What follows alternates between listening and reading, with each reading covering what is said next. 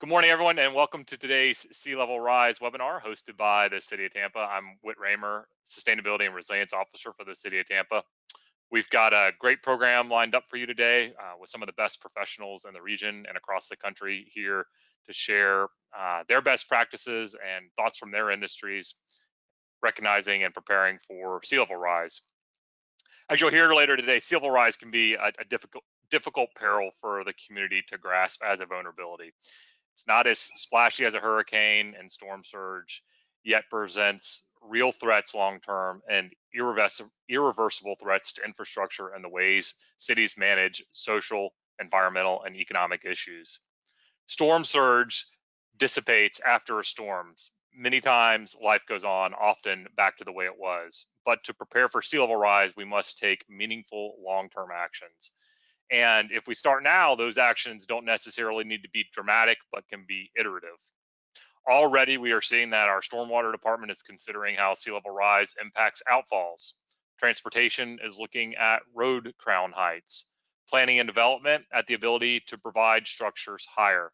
And in my office, we're focused not only on supporting those efforts, but finding ways to use both traditional infrastructure and natural infrastructure to help offset and buttress the impacts of sea level rise. But these things take time. There will be trade-offs. How do we achieve that density that justifies transportation investments and moving towards that 15-minute city while recognizing that might mean development in the coastal high hazard area? I can't stress enough that these problems are not easy to solve. There will likely be winners and losers, but there is opportunity to redevelop portions of the city and take investments meaningfully and seriously to help prepare for sea level rise.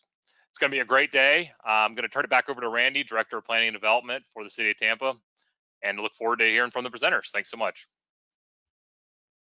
Thanks, Whit. And we have a lot of information to deliver today in a short period of time, so I'm just going to jump right into our presentation. The purpose of this of our project, we received a grant last year, late last year, to look at our development regulations in light of sea level rise. Basically, the question that we're posing is, as sea level rises over the next 50, 60, 80 years, what parts of our city become affected by it, and what part of our regulations might need to be changed? And we're saying might, because some of these may need to be changed in the short run, some may need to be changed in the long run. So we're really looking at things at a very different scale. We're going to look at projected sea level rise through the 2100 at various scenarios, and you'll hear about those scenarios as we bring our speakers on. The project won't look at storm surge. I know there'll be some people who will say, you know, what about hurricanes and storm surge and the impact of sea level rise? That's beyond the scope of our funding with $75,000. So we're looking at a very narrow part of the situation and trying to see what our regulatory framework. And when we talk about regulatory framework, we're talking about the land use, the zoning, and the building regulations, and so forth. So it's a very narrow framework. We think this is going to start the discussion on sea level rise and regulations, which we don't expect to answer in this project. We expect maybe have some ideas, but it will take several months of communication with our community. The other thing I hope that you'll keep in mind is that this is one of the first projects where we are looking at sea level rise as it relates to our community. Typically, when we're doing sea level rise, we're looking at regional based information, large scale maps. We're going to see, most of us on this call live in Tampa. A lot of us live near the water. So we're going to see maps of 50, 60, 80 years from now showing our own homes or our business being affected by sea level rise. So I would hope that you have an open mind to be able to take that in and begin looking at the way we all do, is how that affects not only the city itself, but our own property and the community as a whole, and what can we do to mitigate those impacts into the future.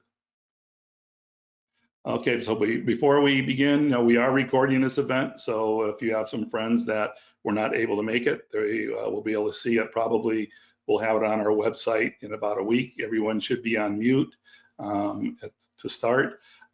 We designed this conference to be very concise, direct, and have an up tempo. We mean by up tempo, I mean the speed of the conference is going to go fairly quickly. We've all been involved in virtual meetings and where they can go on for hours, and we end up doing other things. This time we challenged our speakers. They have a lot of information on this topic, but we challenge our speakers to be very targeted in their information, and they've have agreed to do that. On our website, we'll be able to provide additional information from our speakers, so you'll be able to pick up other information that they're presenting as a follow-up. We'll take each session. We'll take 2 to 3 questions after each presenter, but only 2 to 3 just to keep ourselves on schedule. At the end of today's session, there'll be a 30-minute Q&A where people can ask questions. You can enter comments or questions in the question box. We won't answer those questions unless we're able to see them and fit it into the agenda, but we'll answer those questions on our website, and we'll post those answers then. As I mentioned, you can leave comments in the comment box. There is a link on the Tampa City Planning website when you look for the Sea Level Rise project, where you can enter a comment or a question and follow through the project. Also, this is a new technology. Some people are better at GoToWebinar than others. We're still learning it. So I expect there will be some glitches and hope that you'll be able to bear with us on that. And then finally, this webinar is falling in the middle of our project. We spent a couple of months doing the research to get us to this point, which we're going to share with you on where we're at. We still have a couple of months to go. The project has to be done by the end of April. And so we have that. So today basically is, we may not have all the answers today. I think we're going to provide sort of a direction and sort of where we think we might be going. We want to build that into all of our stakeholders. And our stakeholders today, we have people from the design community, the development community, the legal community, and so forth. So we have a lot of different stakeholders out there that we invite your input at the end of this process and then over the next several weeks. Okay, so with that, we're going to jump into our first presenter, Maya Burke with the Tampa Bay Estuary Program. She's going to give us a summary on the state of sea level rise. You can see Maya's bio there. She's the Assistant Director of the Tampa Bay Estuary Program. She's responsible for strategic planning, grants management, and implementation reporting for the benefit of a healthy bay. She distills Tampa Bay specific research for a broader audience and facilitates working groups, including the Tampa Bay Nitrogen Management Consortium and the Tampa Bay Climate Science Advisory Panel. She has 15 years working in water resource management and environmental land use planning. Prior to working at the Tampa Bay Estuary Program, she worked for the Southwest Florida Water Management District and the Tampa Bay Regional Planning Council. And she's a graduate of New College of Florida and a native Floridian. So Maya's going to give us, again, a summary of the state of sea level rise in the Tampa Bay area. So let me bring Maya on board.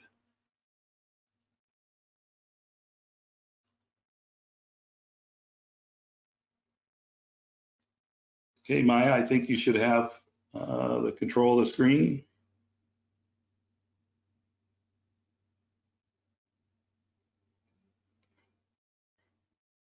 Okay. Can you all see my presentation? Yes. All right. Well, thank you all for having me here today. As Randy said, I'm going to throw a lot of information at you in a relatively brief format, but I'm really excited to share the work that in regional collaboration that's gone on throughout the Tampa Bay watershed on this important topic of sea level rise.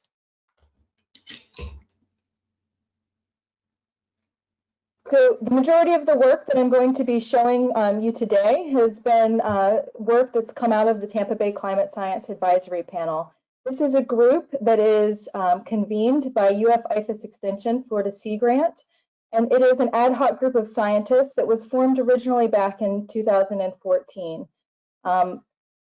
Over the past several years, I sort of came on and started to help co-facilitate that program, but Libby Carnahan is the one who kicked it off, and it includes representatives from regional agencies like the Water Management District, Tampa Bay Water, the Regional Planning Council, from federal agencies, from NOAA, the National Weather Service, the Office for Coastal Management, local government partners from Hillsborough County, the City of Tampa, Manatee, Pinellas, Pasco, and universities from the University of South Florida, as well as representatives from the private sector. And these folks all have a goal, which is to provide scientific support for local governments who are planning for a changing climate. The very first product that this group put out is something called a recommended projection of sea level rise for the Tampa Bay region. The first iteration of this report was released in 2015, and it was established using a process of literature review, facilitated speakers, featured speakers, facilitated discussions, and collaborative writing. In 2019, this group updated the report and the recommendation, and that's really the information that I'm sharing with you all today. There are 4 key messages that are included in this regional projection of sea level rise. And the first message is really that sea levels are already rising. We've measured 7.8 inches of sea level rise at the St. Petersburg tide gauge since we first started to record sea levels back in 1946. The second key message is that anytime you project sea level rise, you are incorporating both global information and you ought to be incorporating local conditions. So any projections of sea level rise should be regionally corrected.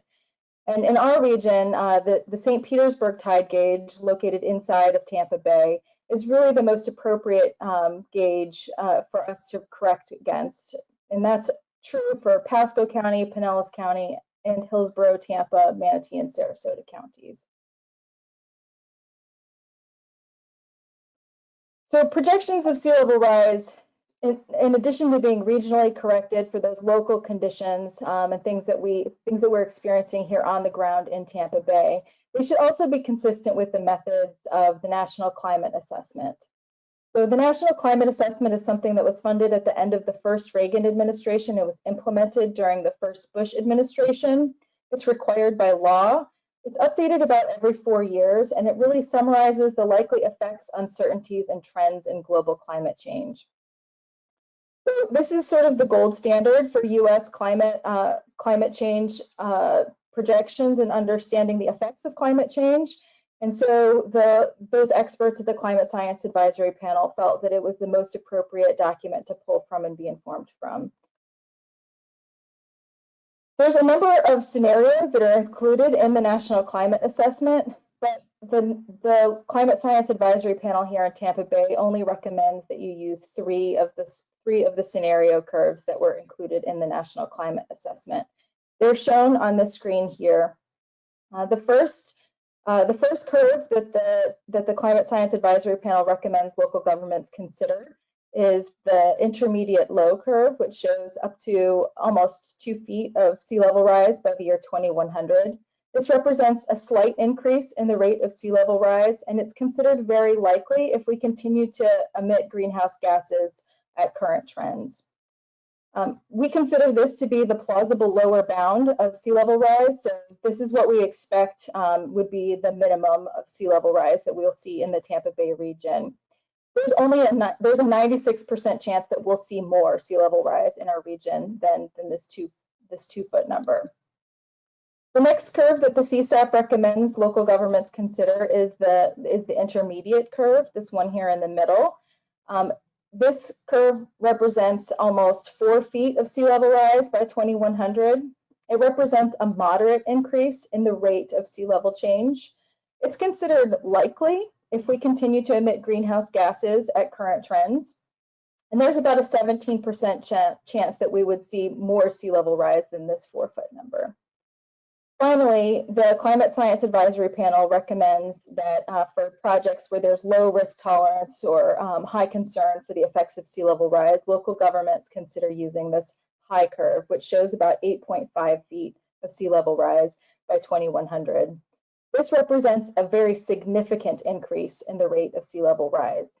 It's only considered very likely if you account for both positive feedback loops with ice sheet instabilities and if we continue to emit greenhouse gases at current levels. I want to emphasize that this is the plausible upper bound of sea level rise given what we know today. A less than 1% chance that we would see more than 8.5 feet of sea level rise in the Tampa Bay region by the year 2100. So you might have heard me talk about greenhouse gas emissions and tie that to those scenarios, those curves that we're showing. Used to be that the National Climate Assessment put out projections for future sea level change, and each curve could be tied back to physical phenomena that it was representing.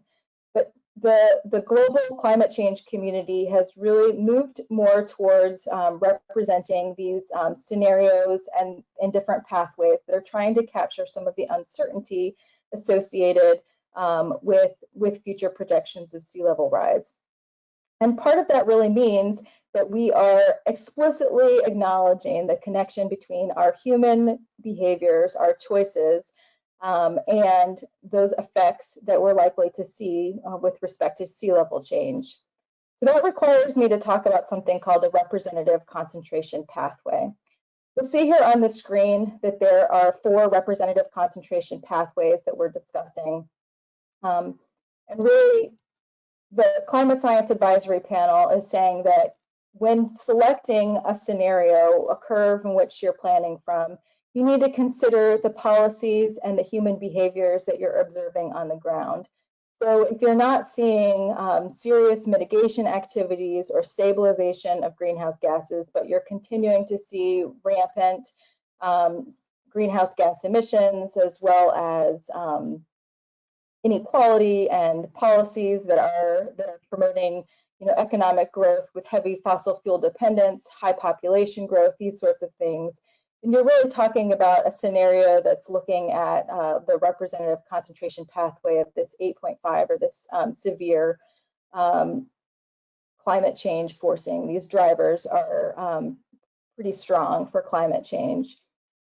And that's really important because you don't just get to pick a curve based on what you like, what's convenient. You're really trying to pick the scenario that's representing what you're seeing and how you're envisioning that the world will be. We know that the uncertainty largely around sea level rise is tied to this human behavior and this human response. The physics of sea level rise are really pretty well understood. We understand how greenhouse gases cause the Earth to warm, how sensitive those processes are to contribute to sea level rise. These things are well understood. How we respond to them and what policy choices we make are really the questions surrounding whether or not we see something closer to 2 feet of sea level rise or 8 feet of sea level rise. So this recommendation is trying to account for that range based on those choices that we make as a community and as a country and as a world. So another thing that's different about this updated sea level rise projection for the Tampa Bay area is that the CSAP did not recommend using the historic rate of sea level rise, that very, very low curve. And that reason is because we've collected new data. So since 2015, when we published the first report, some very important peer-reviewed research has been published. This work, which was done in part by Dr. Gary Mitchum at the USF College of Marine Science, it uses observations, so things that were actually witnessed and measured in the world over a 25-year period from satellite altimeters that measure sea surface height. And they're showing and confirming that that rate of sea level rise is increasing and that increase is consistent with the models that are used to inform the National Climate Assessment. What they aren't able to confirm is that a linear projection or continuing on the historic rate of rise that we have observed in the past, they can't show that they cannot validate that is occurring. And because it cannot be validated by their observations, it's therefore very unlikely that we'll see those things. So the Climate Science Advisory Panel has been pretty darn clear that it's not appropriate for local governments to plan for sea level change using that low curve. So the bottom line, what does this mean? It means that the region can see between 2 to 8.5 feet of sea level rise by the year 2100, and that this recommendation is about 1.5 feet higher than what we had recommended back in 2015.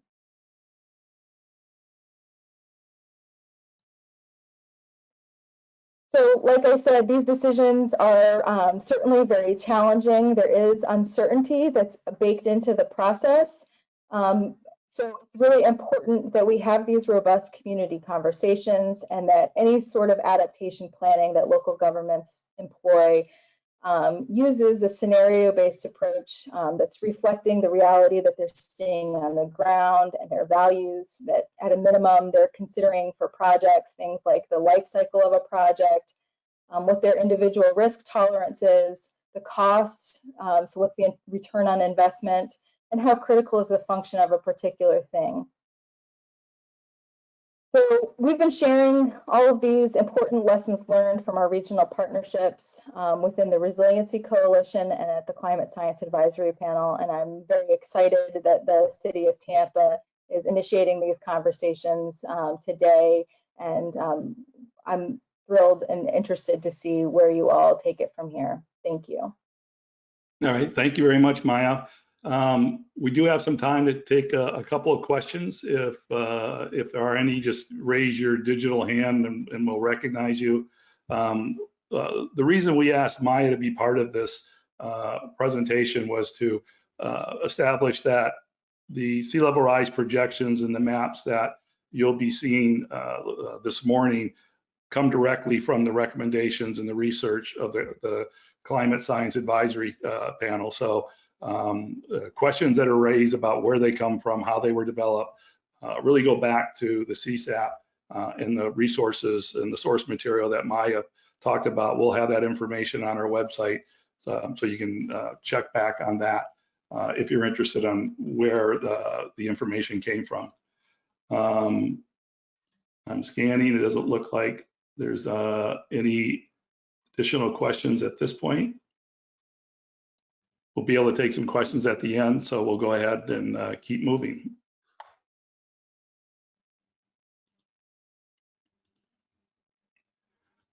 Our next presenter is Forbes Tompkins of the Pew Charitable Trust.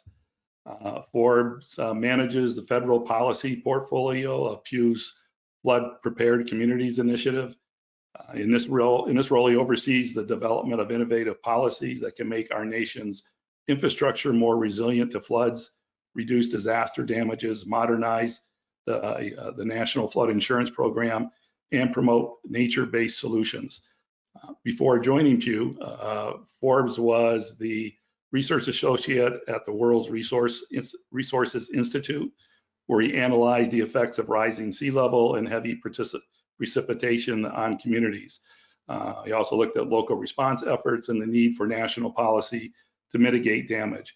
He holds a bachelor's degree in meteorology from Florida State University and master degrees in meteorology from the Florida Institute of Technology and energy policy and climate from Johns Hopkins University.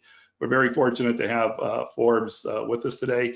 He's going to talk about or really look at the questions of why should we be concerned now that we have some projections of sea level rise. The question is how's it going to show up in communities and why should we be concerned with it? So let me get Forbes on our radar screen up here.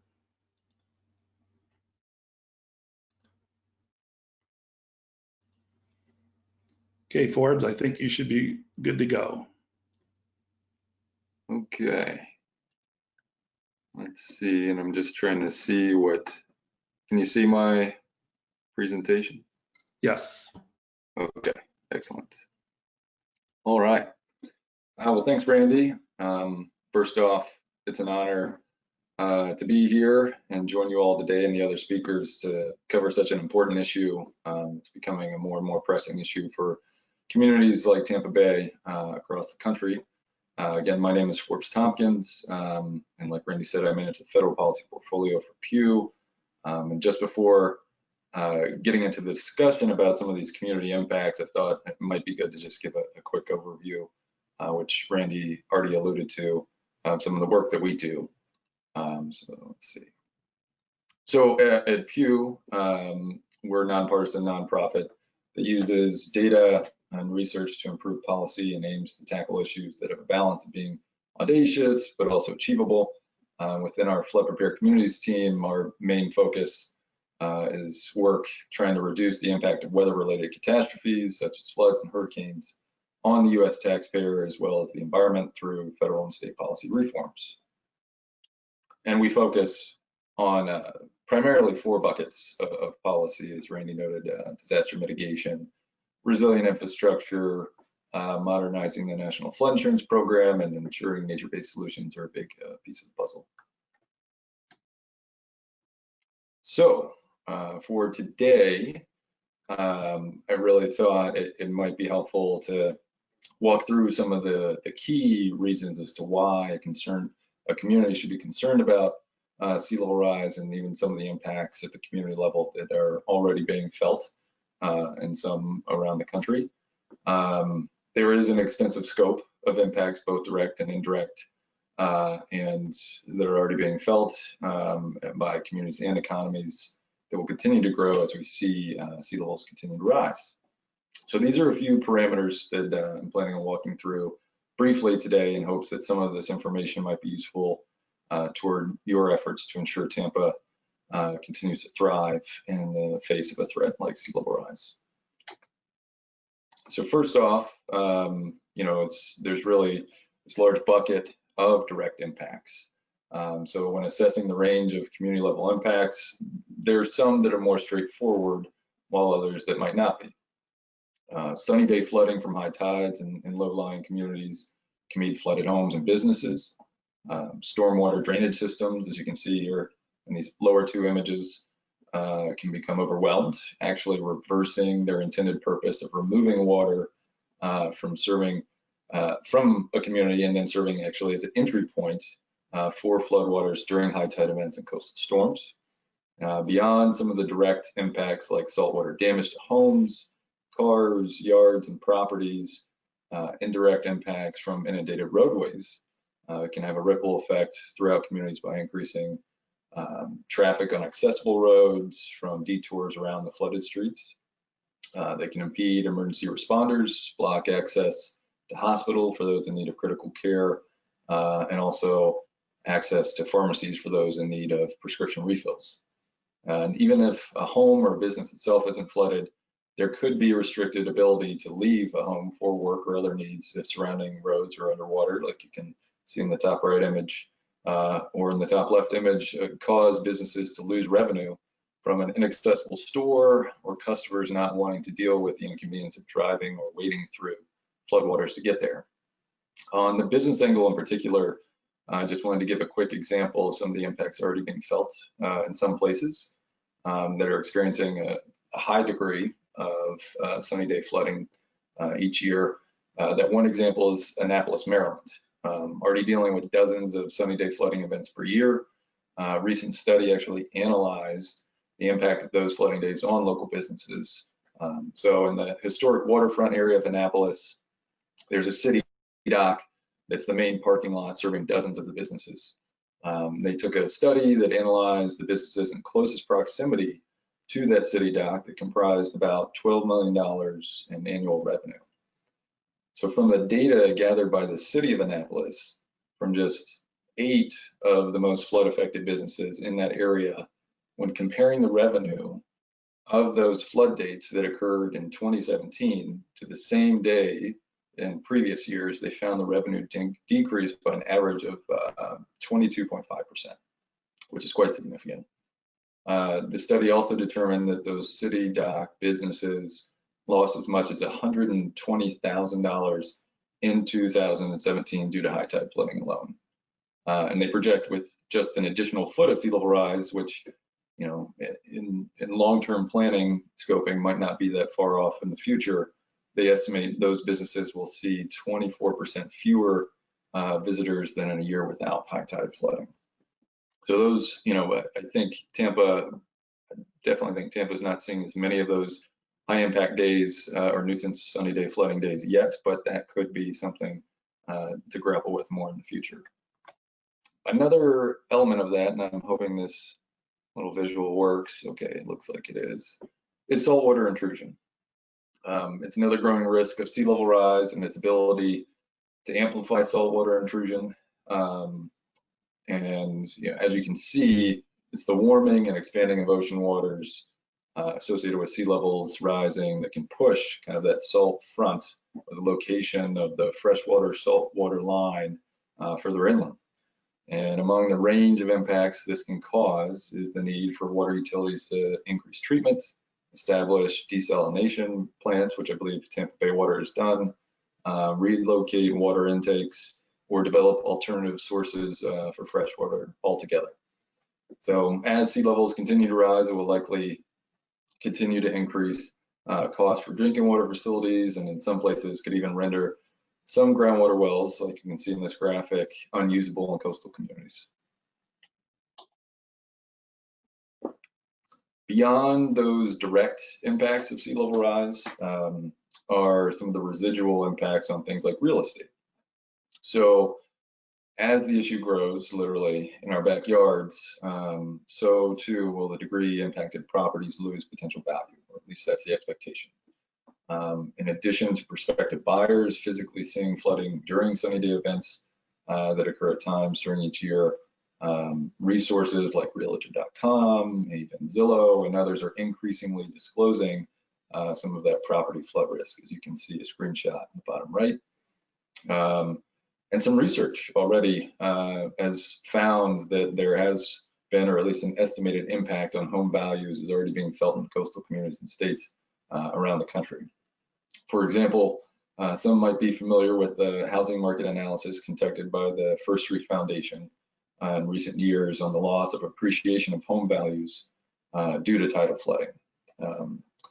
They found through assessing 18 coastal states between 2005 and 2017 that tidal flooding driven by sea level rise eroded nearly $16 billion in relative property values. As you can see in this table, they estimated Florida experienced the greatest loss in appreciated home values, just over $5 billion. When you start looking into their analysis of the top 20 hardest hit cities, 7 were actually in the state of Florida, with St. Petersburg ranking 5th with over 240 million in appreciated losses. And it's important to note that, you know, while this is some of the first of its kind analysis and is based on a range of estimates, regardless of how exact the findings are, it is at least an example of how tidal flooding can impact home values and the magnitude at which it might already be occurring. Let's see here. Okay.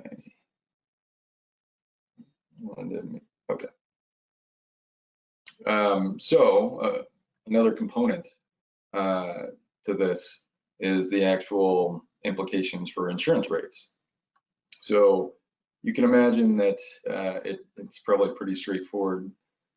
If you see growing risk or expanding flood zones, you can expect higher premiums and also increased coverage for federally backed mortgages to require that you have flood insurance. Those are some of the more straightforward, high-level aspects of the threat that sea level rise poses from an insurance rate perspective. I think a couple other things to note and be aware of are some things that are probably not too far in the distant future.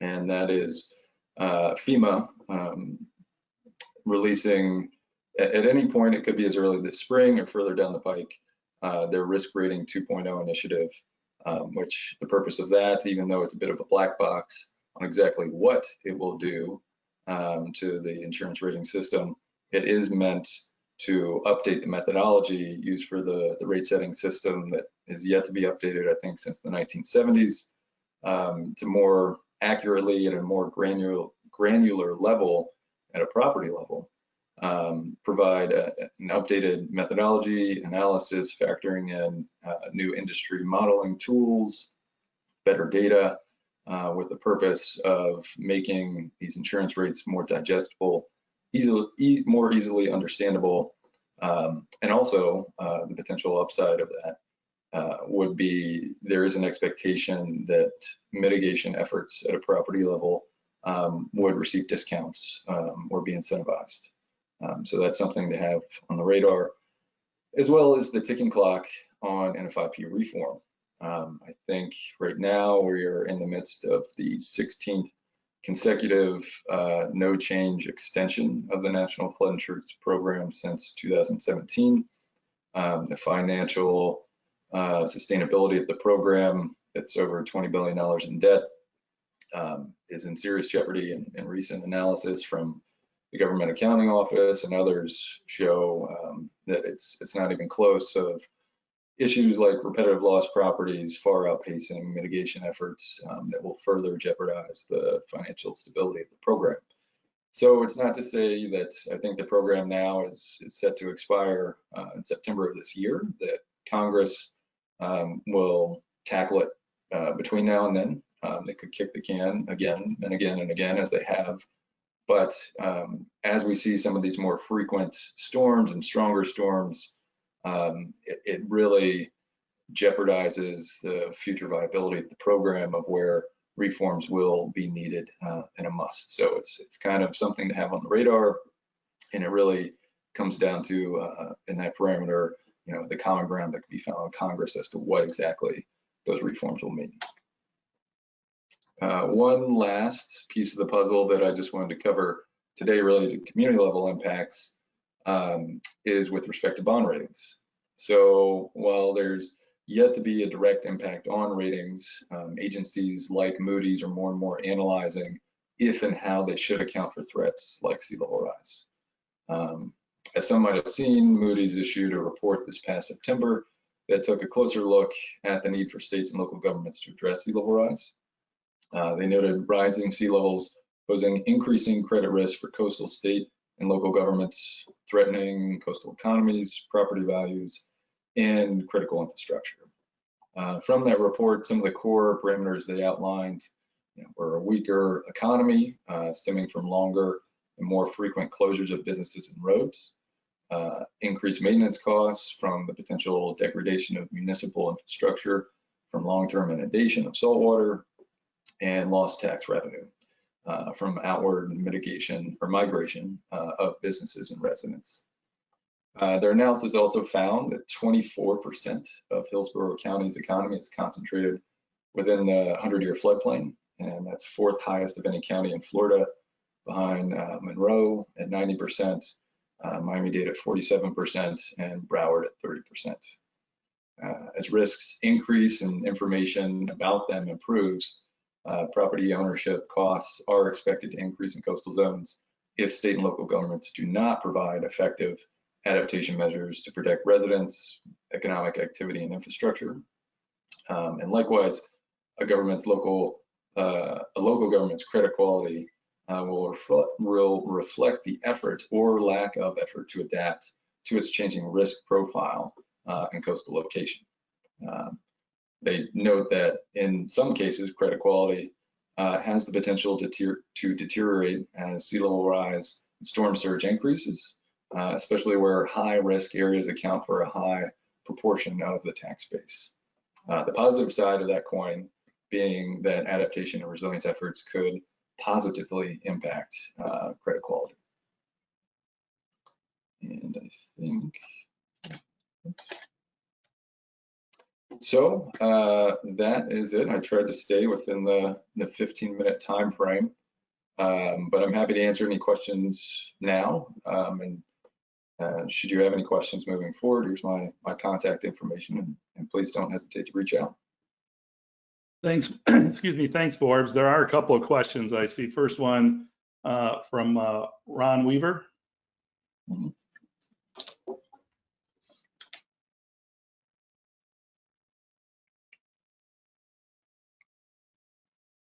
You're still muted, Ron. Let me see if I can unmute you. There you go. Thank you. Thank you very much, Randy. Forbes, great job. As far as the insurance rates in Tampa, for purposes of this task force, is there any chance that we could improve our rating with FEMA regarding additional discounts, like a 25 or 50% discount in the rates going forward because of the aggressive policies that we implement with respect to what we do with armoring and diversion of waters and relocation of utilities and other ways to improve our FEMA rating, lower the cost of our insurance to our builders? That's a great question, Ron. And yes, that's the short answer. One route to go about that is the community rating system, which can be complicated, but can also offer really a strong menu of options that communities participating in the National Flood Insurance Program can select and choose from and implement, that can scale up by the different rating you get from, a level 10 community all the way to 1 or 2, even though I think that's maybe 1 is yet to be achieved by any community. But still, there is some low-hanging fruit, and I'm not sure to the degree Tampa has taken advantage of some of those opportunities, but it is something I would recommend revisiting or taking a look at to see what might be possible. Okay, another question from Stephanie Pointer.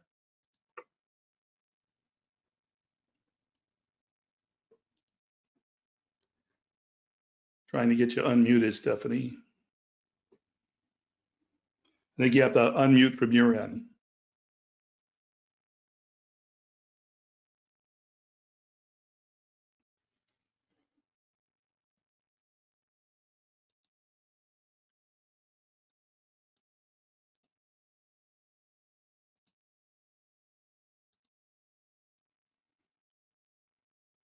Well, we're apparently having difficulty muting you and unmuting you.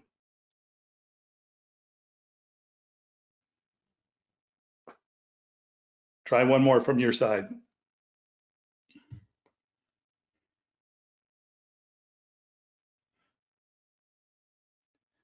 If you'd like, Stephanie, just maybe type your question in the comments and then we'll be able to ask it from there.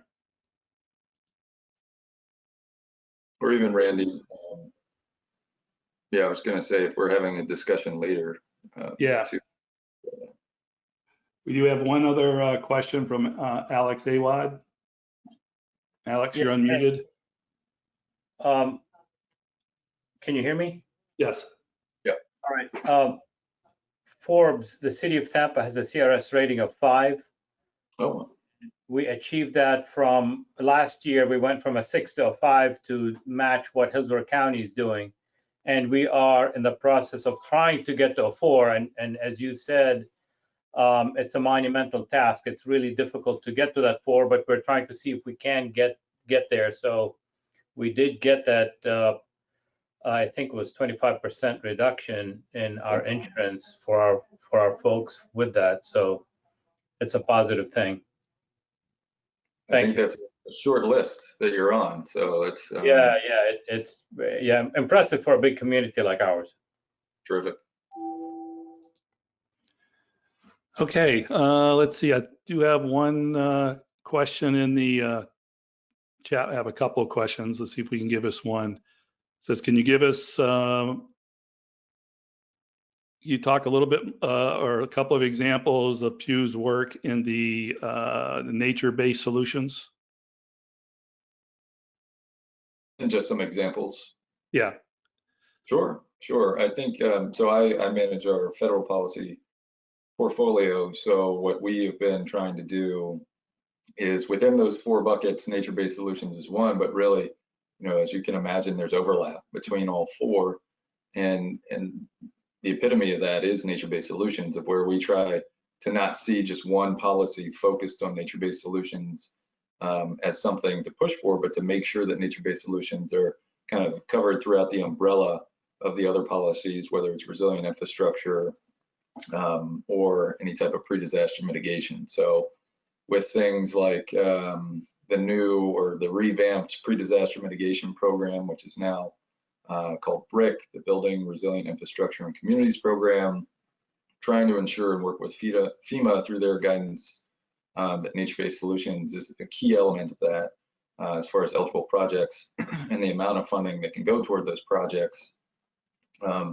Another example would be the Storm Act. And I cannot remember what the acronym actually spells out at this point, but it was actually just signed into law on January 1st, so just a couple weeks ago. And what that would do is create a revolving loan fund program for states to then work with communities and fund projects for pre-disaster mitigation that would have a focus on flooding, but to my understanding, it's a wide range of disasters and hazards that would be covered and eligible. And we've tried to work with the folks in Congress as they develop that bill to make sure that nature-based solutions were a piece of that puzzle. And as well, if there's going to be an infrastructure package, whether it's transportation focused or otherwise in Congress, with the priorities of the new Biden administration and the new Congress, we want to make sure that nature-based solutions, has a stake in that game, and that the eligible projects, for mitigating repetitive flooding, whether it's roadways or other critical infrastructure, has its fair shot, or at least some carve out of funding to make sure that it's not just hard armoring, it's not just gray infrastructure, but putting nature to work for us with a lot of the things that it can just do naturally.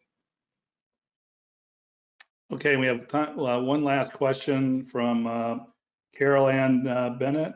Let me see if we can get you unmuted here.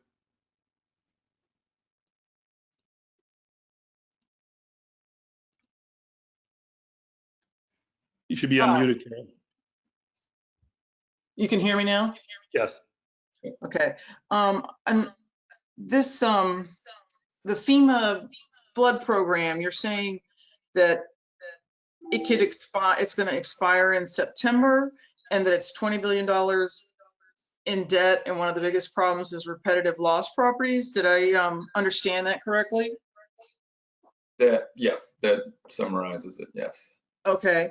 And the CRS rating for our county, did you say that affects the insurance premiums for the residents of the county?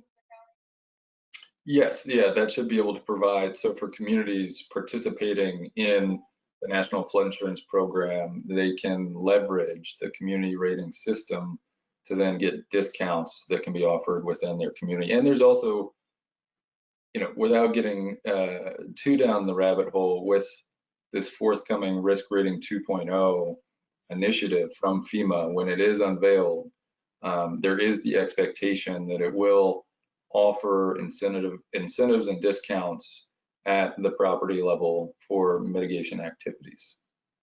Okay, and do repetitive loss properties affect the county's CRS rating?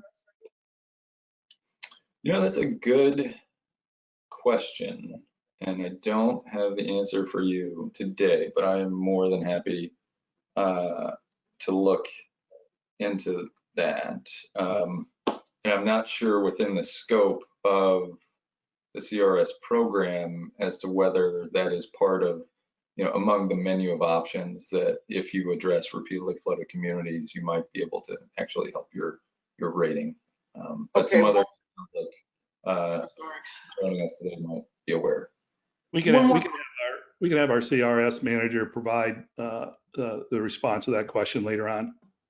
And so when this FEMA flood program expires, I think you said in September, are we going to have a repeat of what we had before, where we had nationwide debate about subsidizing repetitive loss and everybody footing the bill to subsidize for people to live in coastal homes?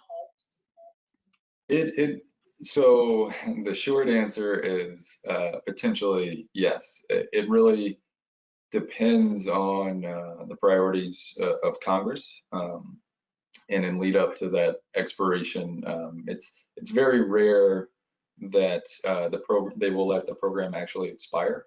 but more in lead up to that deadline, their efforts in previous years that involved packages that have passed out of the House that would make certain reforms to the program, as you can imagine, are very complicated. There hasn't been as much progress in the Senate. So, you know, the tendency since 2017 has kind of been to kick the can, but given the debt of the program and its vulnerability to, it's especially the larger storms like the Hurricane Katrinas, Sandy's, Hurricane Harvey's, and others, that really the program was not meant to handle that scale of claims and payouts. And that's really what puts it at risk of paying out far more than it's taking in through premiums. So it will potentially become a topic of priority for Congress. It's kind of, you know, with the new administration and Congress really just beginning here this month, it's to be seen what their priorities will be. Yeah, Thank we'll be you. able to address maybe some of those questions at the end with our panel. So Forbes, thank you very much. That was very informative, and it kind of sets the stage as to why we're here today and really trying to look at sea level rise. Let me bring up our next speaker.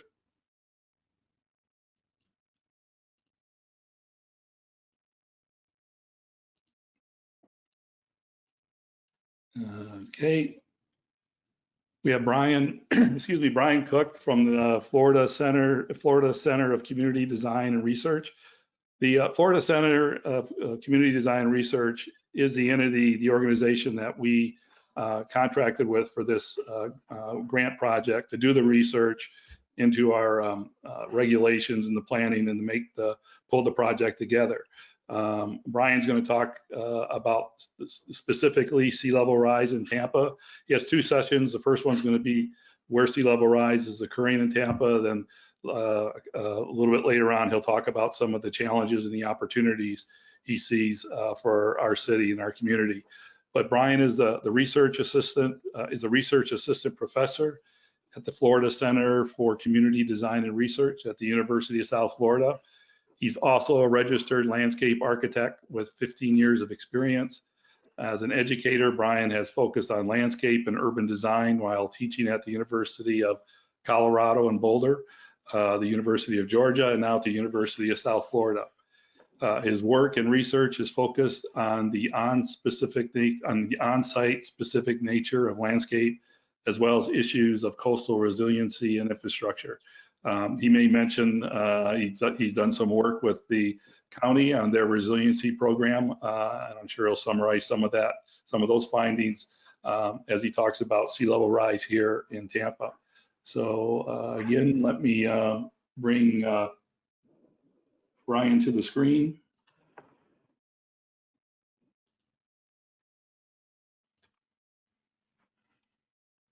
Okay, Brian, you should have it.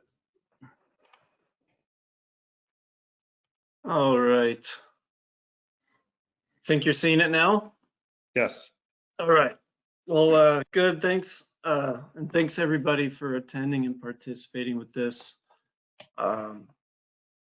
We will we'll get going here. Let's see. All right. So yeah, I'm with the Florida Center for Community Design and Research. We are at the University of South Florida. And really happy to be participating with this project with Randy and team. We actually have a big group of administrators from the city that are participating with this project, acting in an advisory role and lending guidance and insight. So it's a group and team thing that we have going on here. And yeah, so I do work at the Florida Center. Our center's mission is to assist the citizens in the creation of more livable and sustainable communities. So have quite a long history in Florida, more than 35 years. And are here as a resource for communities as they're confronting challenging issues of growth. And now here we are with environment. So as Randy mentioned, over the last 3 years, I guess it's been, we've been working And I've been working especially with Hillsborough County on a study, the Hillsborough County Community Vulnerability Study, that was looking at sea level rise and effects of storm surge and what effects those have on our community, but then also not just what the effects are, what the impacts are, but what to do about it. So we've started to get into that, and I've been working with the county on that for quite a while now. So in addition to that, that being a recent, probably the most recent study in our region for sea level rise, there actually have been a few other studies, and we're making sure to incorporate those into our thoughts and thinking as we're developing this project. So there was a project called The Cost of Doing Nothing, which was for the whole Tampa Bay region. There was a sea level rise vulnerability assessment in Tampa in 2017. The Blue Carbon Report, which is more about the estuary and habitat. The MPO has done projects, this being one of them. Anyway, the list is there if you want to write any down, and you can find these, most all of them are online. So we are building from those. So when you look at these different projects that have occurred in the past, what I did is mark down where they fall in the sea level rise scenario spectrum, right? Like, so with our project, where do we fall as far as what we're looking at, what year, what intensity? So, you know, it's an interesting thing. This is sea level rise is not necessarily something that's, it's not like a hurricane that's coming in the next week. It's not just landing on our doorstep immediately. This is playing out over a long extended period of time. It is environmental change. And so that's the way to be thinking about and dealing with it. But as Maya and Forbes both talked about, one of the critical aspects of this is looking into that future and thinking about how, and starting the momentum and starting to act towards it in a way that is being proactive, so that we can be sort of prepared for that future change. Maya talked about how that actually affects the physical world, and Forbes talking about how that changes, say, economic responses and mitigation strategies. So yeah, the proactivity part is a big thing for the way of thinking about sea level rise.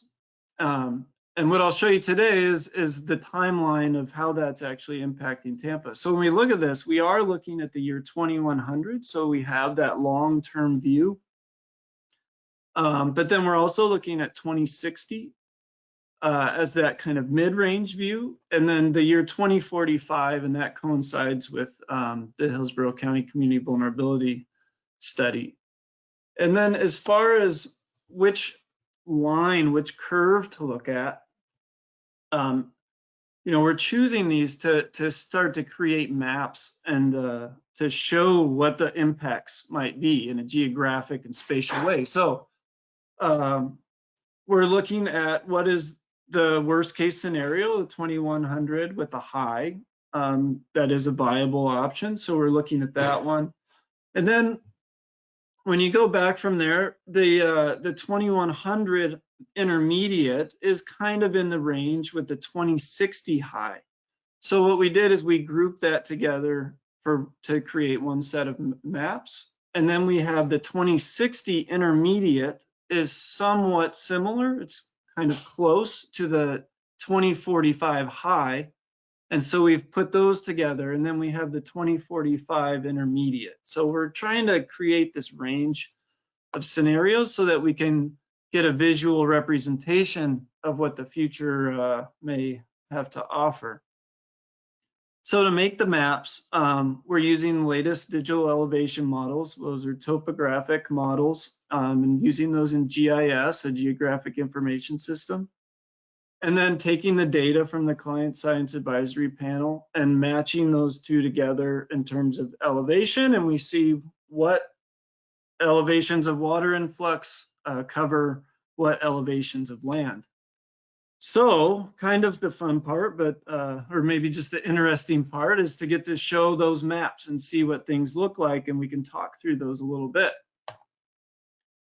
So here we go. The 2045 intermediate curve, and there's mostly three zones within the city of Tampa that we'll show, and the maps are broken into those three zones.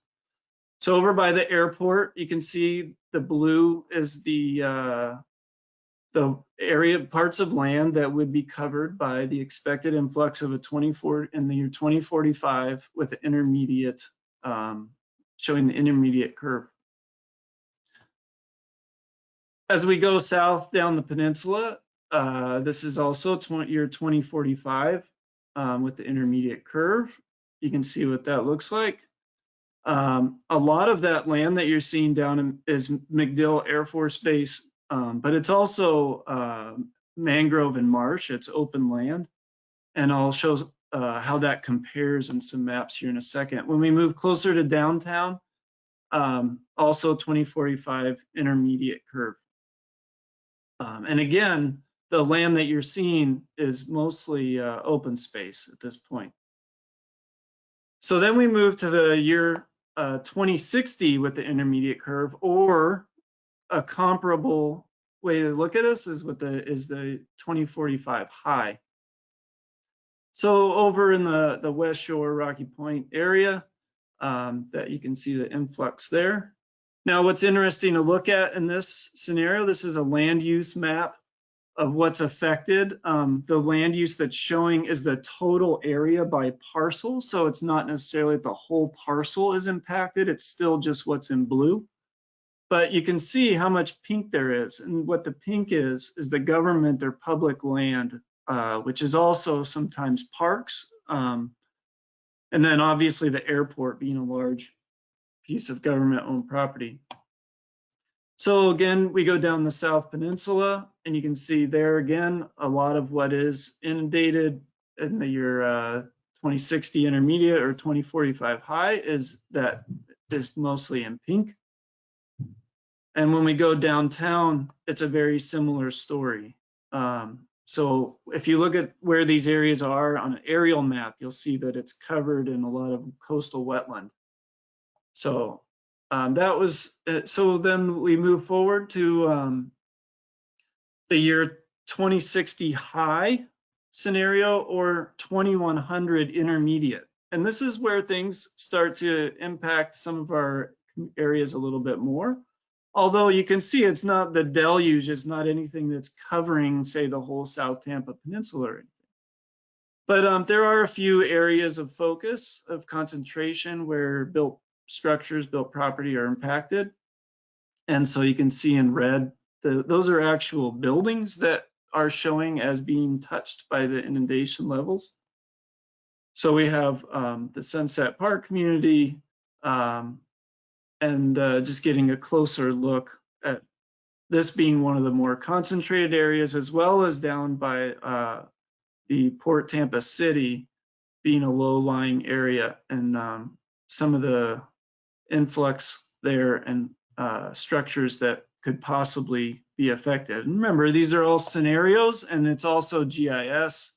Like it says on the right there, we have not had a chance to look at elevation certificates and all this to see the exact heights, but as a study, it's seen where we have these potential areas of impact.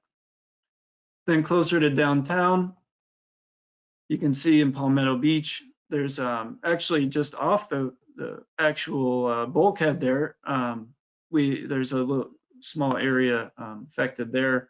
But you can also see that the large majority of the blue area shown in blue is open space with no buildings. And you're seeing the convention center there downtown. Again, that's the whole building it's highlighting. It doesn't mean that the whole building is taken over, but that some piece of that is expected to be in the zone. And then along the Hillsborough River, this is when that area starts to show up as being potentially affected. So, all right. Also with the Hillsborough River, it may be an opportunity, but we can see how there's also a lot of pink parcels, those publicly owned lands that are impacted, as well as quite a few, well, not quite a few, but some residential properties. All right, so then if we look at the 2100 high scenario. And again, this is 8.5 feet from the year 2000. But you can see this is a scenario where, I mean, that's quite a lot of vertical difference. And so you can see that's really where a more dramatic impact starts to show in the scenarios. And then along the Hillsborough River. So some things to think about. How does this impact our community, or what are a few things we might think of? Or one are historic structures, things with cultural value, or buildings that have been around quite a long time. So we, just showing some of the other maps that we're creating as part of the study. So this one is the 2100 high, showing the historic structures that may be impacted. But then besides built structures, right, besides just looking at the buildings footprints and which of those are within those different scenario areas. In our region, one of the other things to really consider is that we are in a fairly low-lying area. It's not, say, as low as some of the areas up north or even further south. But we are in somewhat of a flat geographic area. And so it's not only about the land sort of coming in over the top. Water is really kind of it lives in a three-dimensional plane. It moves through the geology and through the soil as much as it does on land. And so one other thing to be thinking about as far as impacts are increased groundwater levels. So if you look at this diagram and consider the groundwater being this sort of plane, this is simplified, but it being a plane underground. Think of it like when you're at the beach and you dig down to the water, right? You can go down a certain depth and then there's this sort of body of water that's filling the soil.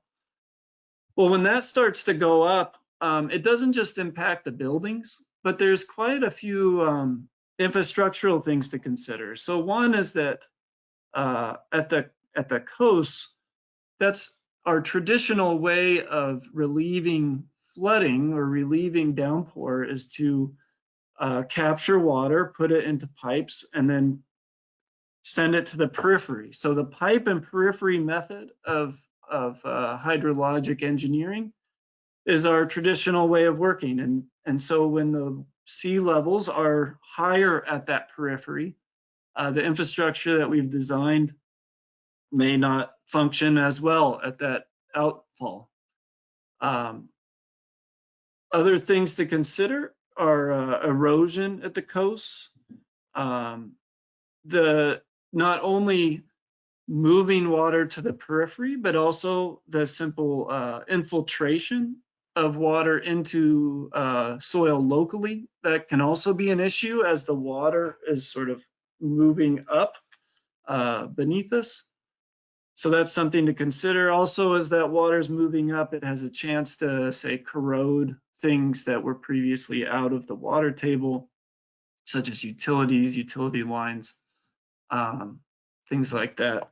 And then also for areas that are overly saturated, we have started to see in some areas, even within our Tampa Bay region, sunny day flooding, where even without rain, when there's an extreme high tide, the water level gets to a point where it's moved above the ground plane that we typically associate with kind of capping water beneath us. So water can come through that ground, and when it does that, it also can impact, say, our plantings, right? Our plants are used to fresh water, so then they're being impacted with salt water. Our pipes can get barnacles and things in them. So there are the roads, right, with the road base being impacted with more water pressure.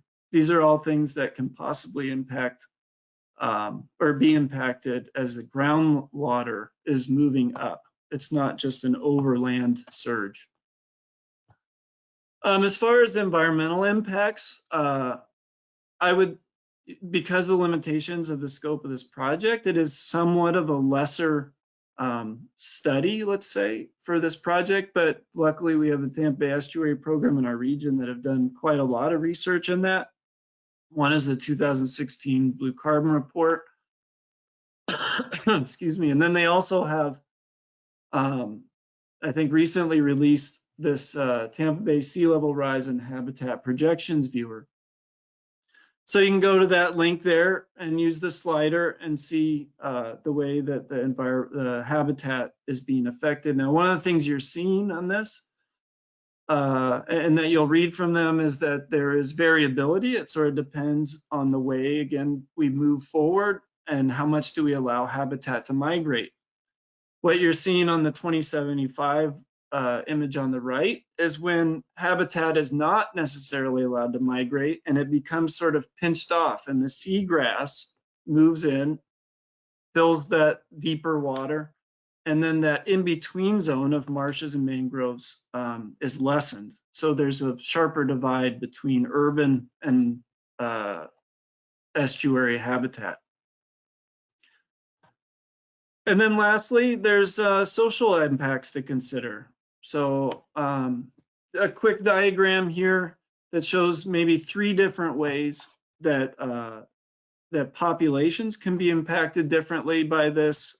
It's not just about people mitigating their own property, but also if their property is affected, where do they move to, or if there's a demand to change their property, say to raise a house, or do people have funds in order to do that and to be able to stay in their place of residence over time, or their family staying in that place of residence over time. There's aspects of, it's not just us that are going to be living in Tampa going into the future. There's still going to be many more new people for our region. And where do those people go? Are they staying away from the coastline and then impacting other communities that maybe have long cultural roots, deep cultural roots?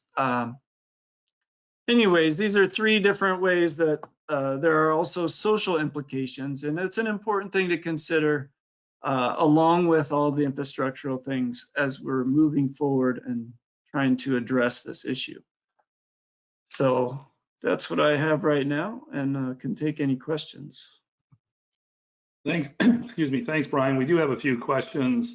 I see Ray Wong. Hey, Ray. Hey, thank you. And thank you to all the presenters making time to discuss this matter today. Brian, it's great seeing you, even if it's just virtually. I have a quick question. Yeah. I think as an architect, I really appreciate the graphic aspect of your presentation. It really makes some of these issues just a lot more clear and apparent. A couple of the slides that you had that showed the impact in the residential components, and especially further south in the peninsula, are very obvious, and I think they tie into the social considerations that you were mentioning in that last slide. But I wanted to ask you if there's been a study that looks specifically at buildings and infrastructure that might have the highest impact on the community. So, for example, thinking about a place like Tampa General Hospital in Davis Island, right? So it's a medical facility that could conceivably impact, hundreds, thousands of people in the immediate surrounding area. So that's a very specific example, but has there been a similar study to show what buildings specifically might have the most impact for our region? Well, I would say so far, I think it's been done more in kind of a general way. Our community vulnerability study, which was for all of Hillsborough County, which is quite large. So we started to identify some of the infrastructures that would make that kind of a difference. So you have, say, water treatment areas, you have certain mining operations, let's say, in Hillsborough County. You have the hospital. It's always hard to decouple the sea level rise with potential storm surge, but I'm trying to do that for this project. But you do have issues, say at the airport, and I don't, I'd have to look at what their impacts are for sea level rise. I don't think it's too dramatic in the near future. Yeah, But no, that's really interesting. So you can go to the Hillsborough County, if you type in the community vulnerability study, there is a community vulnerability report, or the vulnerability assessment and report, and that goes through kind of a summarized version, or it goes through a summary of what some of those primary facilities might be. No, thank you so much. I really appreciate that. And I think you said something that's helping me, because I'm sort of tying two different issues into the same thing, and they're related, but they're separate, and that's the sea level rise and sort of flooding considerations, right? So I think sort of like in my mind, I need to start looking at that a little bit different. But thank you so much. I appreciate your answer, and I appreciate your time. Yeah, well, thanks. Thanks, Ray. There are a couple other hands raised, but I'm not sure if these were questions that were for earlier. Ron, I see you have a hand that's still waved. I just don't know if it's a new question or it's from the previous question you asked. Ron Weaver. Good job, Brian. And following up on Ray Wong's great question, looking at areas like Rocky Point, where you see those structures within the concern areas in the intermediate and the high probabilities, and then the pink areas of public ownership, are there areas in Tampa that we can begin to study, like in Holland, where you basically take a couple of $1 billion worth of high rises downtown and you save them for 50 or 100 years by an $8 or $16 million diversion pond that serves as a park until the floodwaters rise to that point, saving billions of dollars by tens and 20s of millions of dollars worth of public investments in public lands? So good question. And another sort of distinction for our project. One is, I think there's a lot of information created by this particular study, including the maps, which can help fuel maybe a additional study towards capital improvement projects or specific drainage projects. We are more focused on policy and regulation and trying to understand how that can be an effective tool for moving forward. So, and I will defer a little bit because I'm going to present on what the options are as far as policy and regulation in my second presentation after Andy here goes. But yeah, I mean, a large part of this is looking forward and then making a planning effort as a community to define what are our goals and values, which things are we going to protect, and how are we going to navigate through this future, and then deciding on either policy or capital improvement projects, whether that's raising buildings, whether it's getting stormwater projects going. But yeah, any number of things. But so we are not looking specifically at projects that we could do, but more policy based. And then I'll get into more what those options are in a bit. Yeah, it's a good question. Although we're not looking specifically at those types of projects in this planning initiative, today we do have a couple of speakers who are going to talk about some of the success stories and some of those types of projects that we hope can then form the basis of another planning initiative or another grant application after this project. Because we need to look at it from all the different angles, from the regulatory angle, from the capital improvement angle, from working with existing developers and property owners and so forth. So this is the first step towards this path to a greater level of resiliency. But we'll have hopefully some ideas and some examples come out from a couple of our other speakers later on this morning. I'm scanning. I don't see any other questions at this point. So I think we can move on. Brian, thanks for that first part of the session. In Brian's presentation, again, kind of builds on earlier. We got the idea of where the projections come from, the magnitude of the issue or why we need to be concerned. And then we started seeing some of the geographical areas. And what I walked away with when I saw Brian's first run at the data was that between now and about 2045, 2060, the impacts seem to be manageable, but after 2060 up to about 2100, depending on the rate of sea level rise, we have some real challenges ahead. So it gives us time to hopefully formulate some strategies, but it may not be as much time as we would like to have. So with that, let's bring on our next presenter.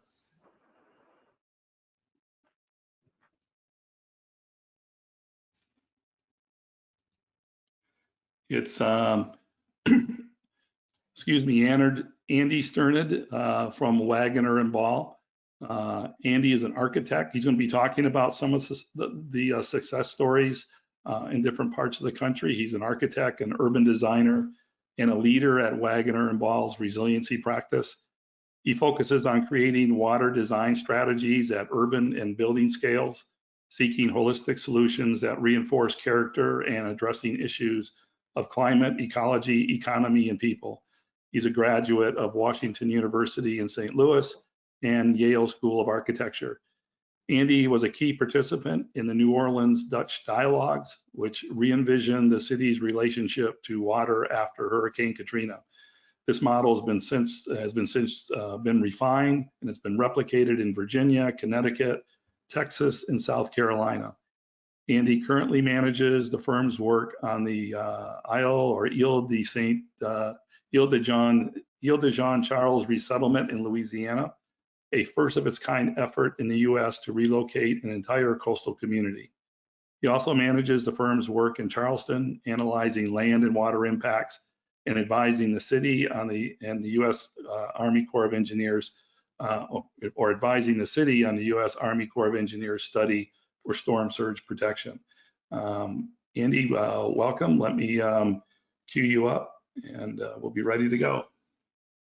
Great. Good morning. Thank you. Okay, you should be ready to go once you bring your presentation up. All right. How's that? Can you see that?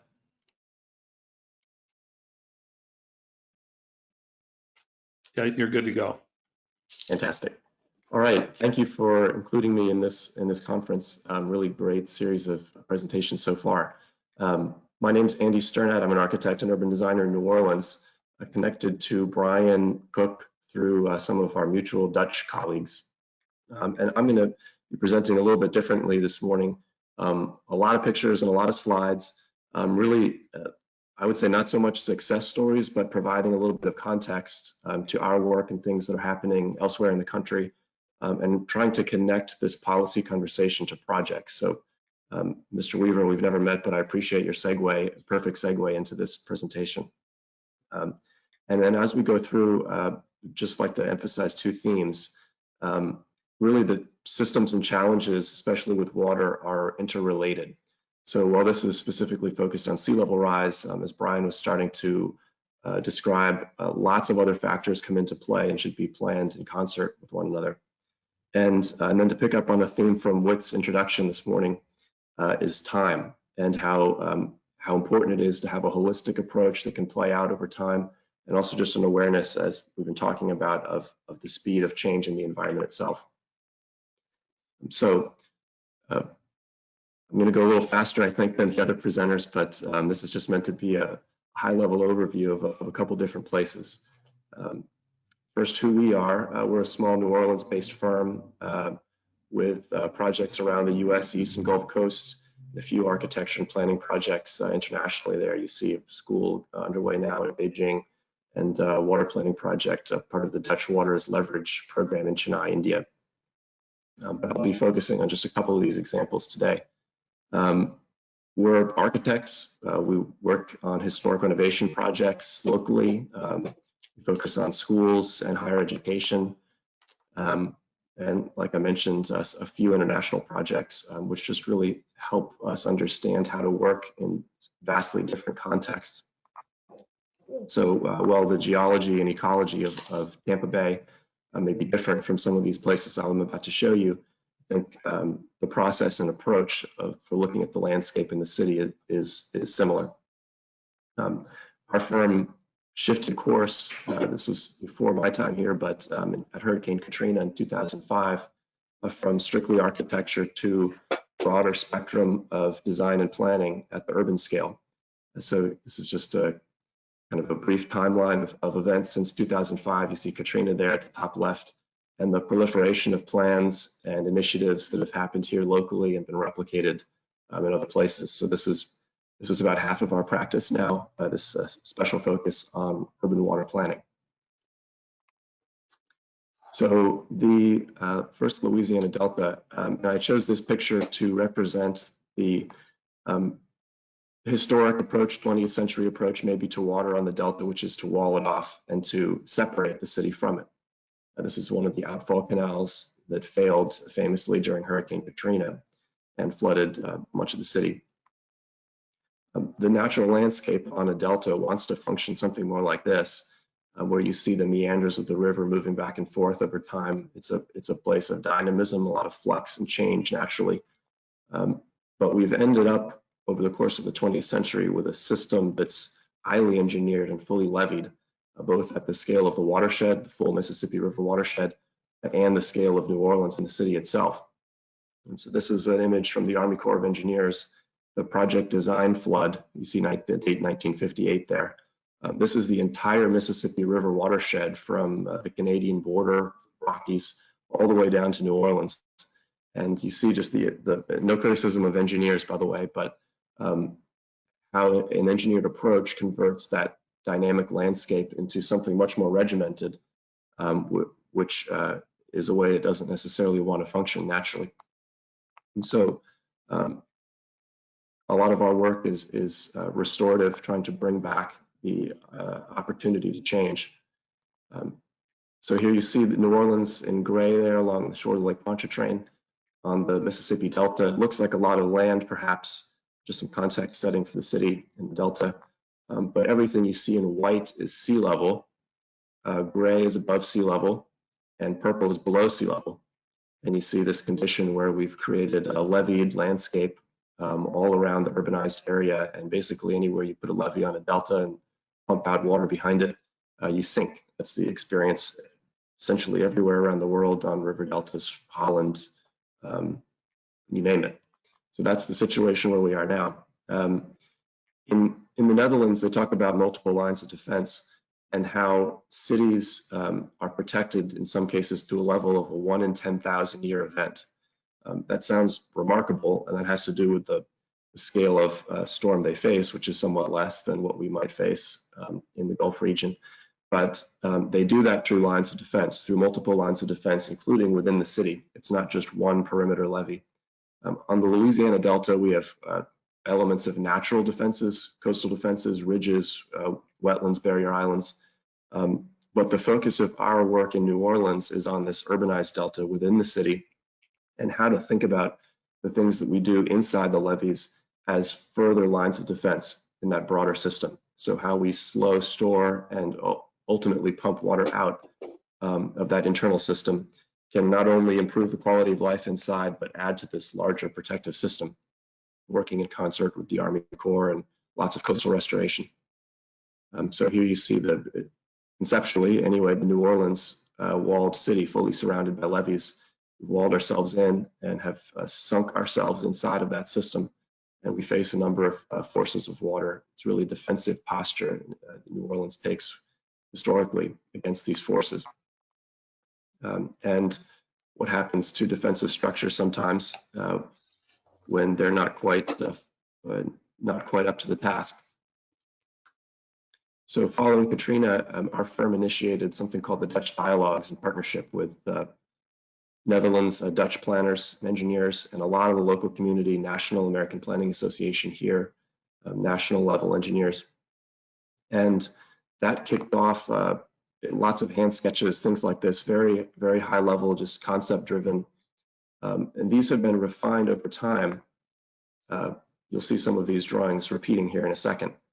There's really early concept sketches of what a neighborhood can do to live with water, adding water to help combat subsidence, balance the groundwater table, in addition to managing rainfall, stormwater flooding. This process, those early sketches have been refined over the last 10 or 15 years through our work on the Greater New Orleans Water Plan. That was then incorporated into New Orleans, Resilient New Orleans Plan. That was part of the Rockefeller Foundation's 100 Resilient Cities. New Orleans was the first, 2013, and still are being refined today. The New Orleans Water Plan itself addressed flooding and subsidence, like I've mentioned, but also importantly, the value of water assets wasted and the opportunity there to reconnect the city in terms of culture and real estate value and history to our waterfronts. Some paradigms are slow to change. New Orleans has pumped out and sunk ourselves for a whole century now, since the pumps were put in place around the 1920s. We're still using those same original pumps in the city today. So part of our challenge in an old city, in an old context, is retrofitting what we've got, how to pump less and work with those natural dynamic systems a little more. So we've ultimately proposed kind of an integrated living water system, a blue-green city.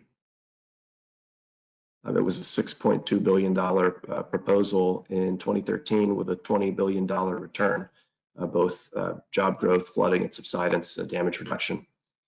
The first step of that, the first district implementation is in Gentilly. This was a $141 million NDRC award from HUD that we helped the city win based on this previous work, taking the Dutch Dialogues concept through the water plan and refining it at the district scale in the city with a whole suite of projects meant to tie this low-lying neighborhood together. This is part of the city that's about anywhere from 2 feet to 8 feet or so below sea level.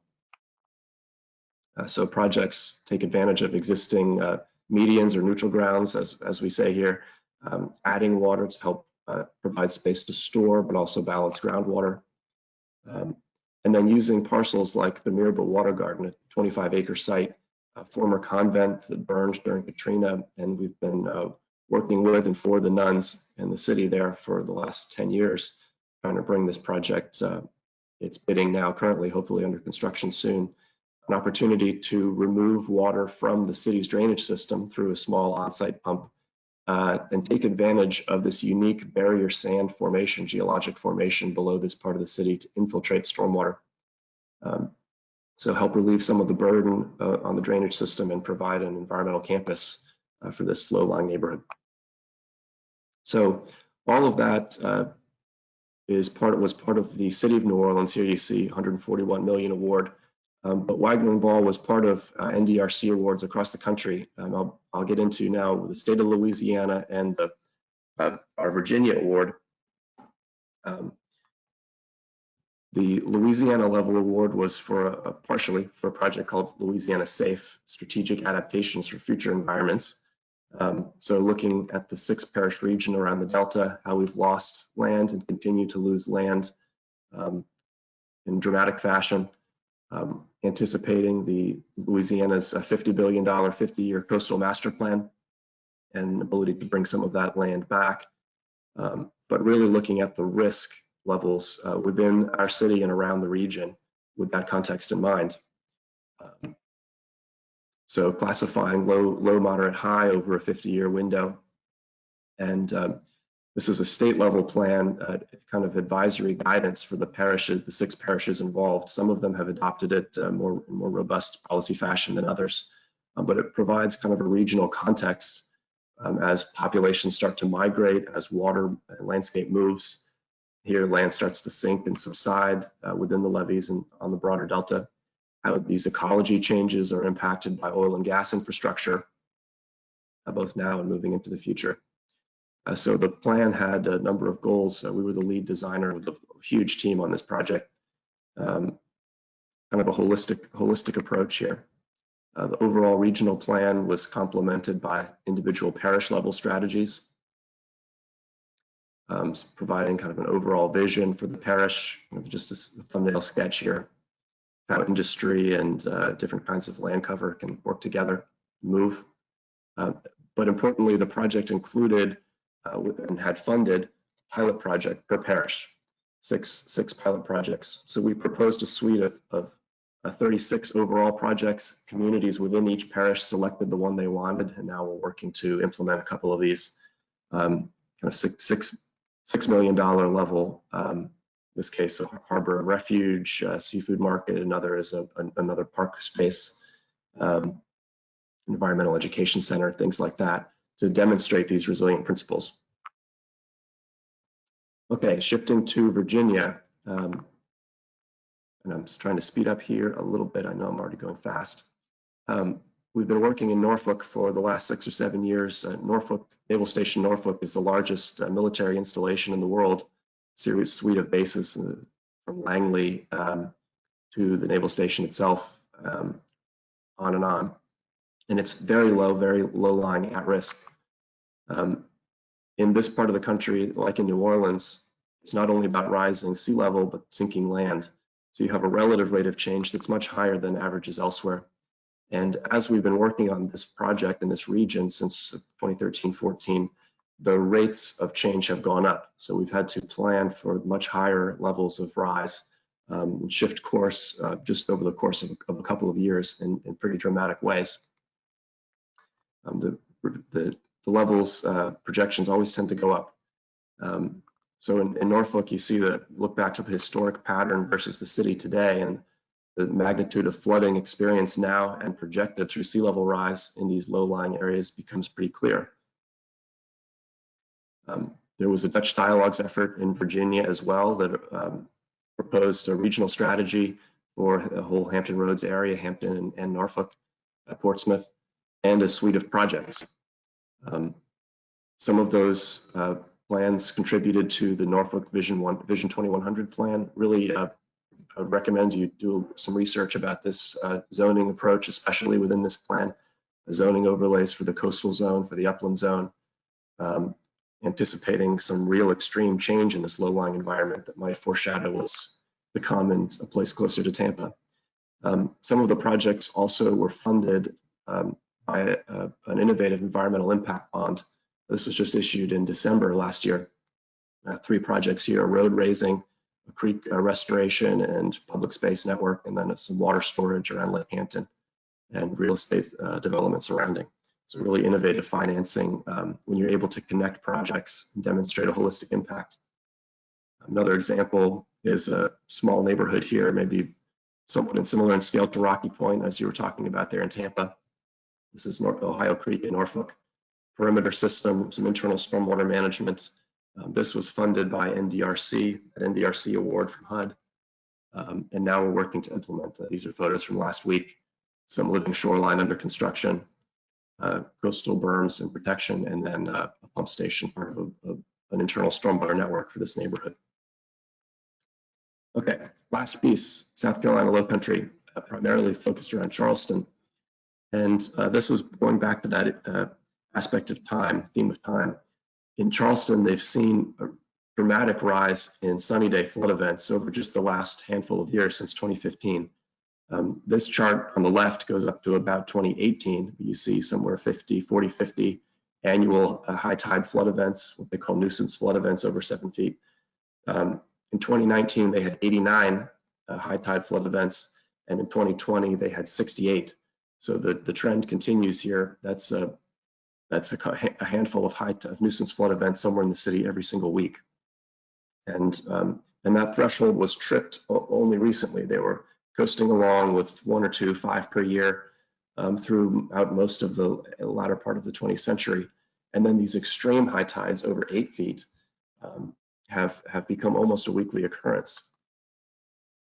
So again, we had a Dutch dialogues, a years-long Dutch dialogues engagement in Charleston, conceptualizing a series of projects within a regional strategy, working with a broad spectrum of stakeholders on the historic peninsula, but also in the kind of suburban hinterland around Charleston, how to network these solutions, water thinking together,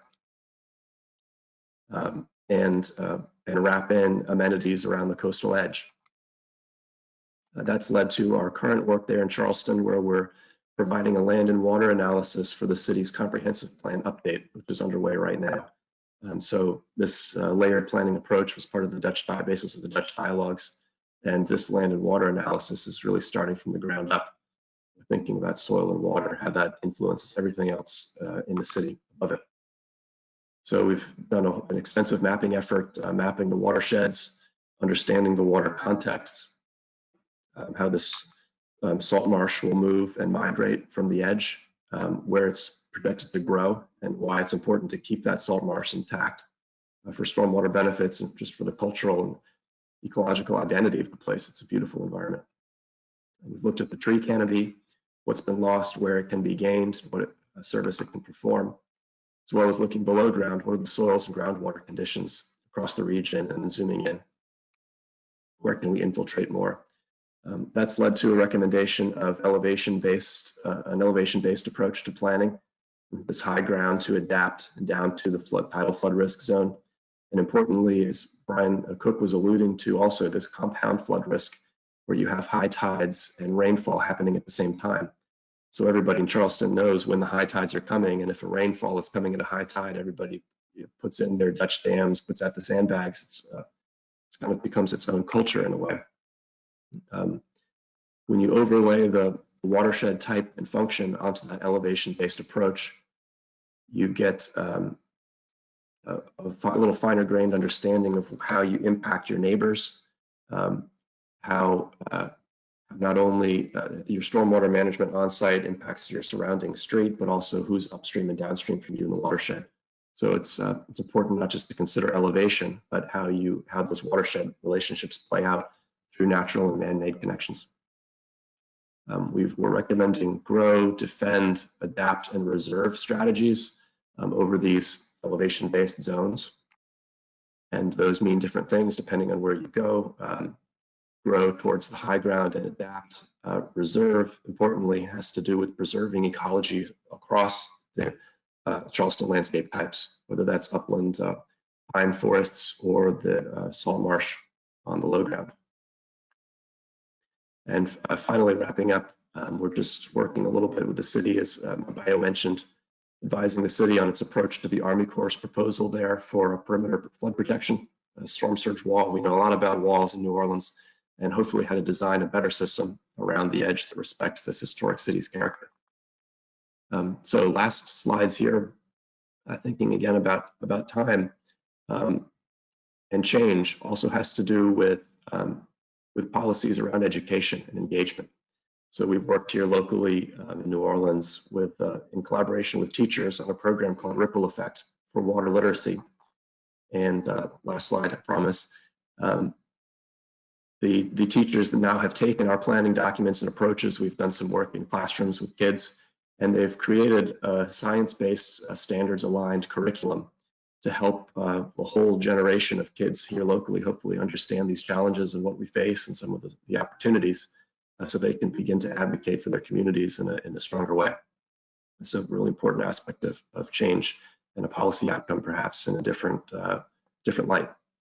So a few minutes over, apologize for that, but happy to take questions now or following up. So thank you. Thanks, Andy. I think we may have a couple of questions. I have one question. I'm not sure how familiar you are with the City of Tampa's built environment and topography, but based on what you do know, is there, of the communities that you have worked with, do we fit into any one of those models or one of those areas that we would be able to use the approach in those communities as our model for moving forward? Yeah, and I am quite familiar. My parents live down in Sarasota, so I know the Bay pretty well. The geology and the ecology is pretty different in the Tampa Bay region. The limestone is different from Charleston. It's different from Louisiana, Virginia. But I think the thing that strikes me most is scale. We've done some work in Houston with this Dutch dialogues kind of layered planning approach, bringing people together. And Houston was too big. It was almost unmanageable to have a collaborative planning process. And I think the scale needs to be defined down a little bit. And we've had some success doing that. Regional awareness in Louisiana, looking down into the city and then the district. And I think that approach could play out quite well in Tampa. thinking from the broader Tampa Bay watershed scale down to the Hillsborough County, then within the city and even the neighborhood. The geography lends itself to breaking off pieces that way that can be managed as units together. So I think the process could play out with some tweaks, maybe for the scale, particular scales around the bay. Okay, great. I do see a question, Maya Trotz.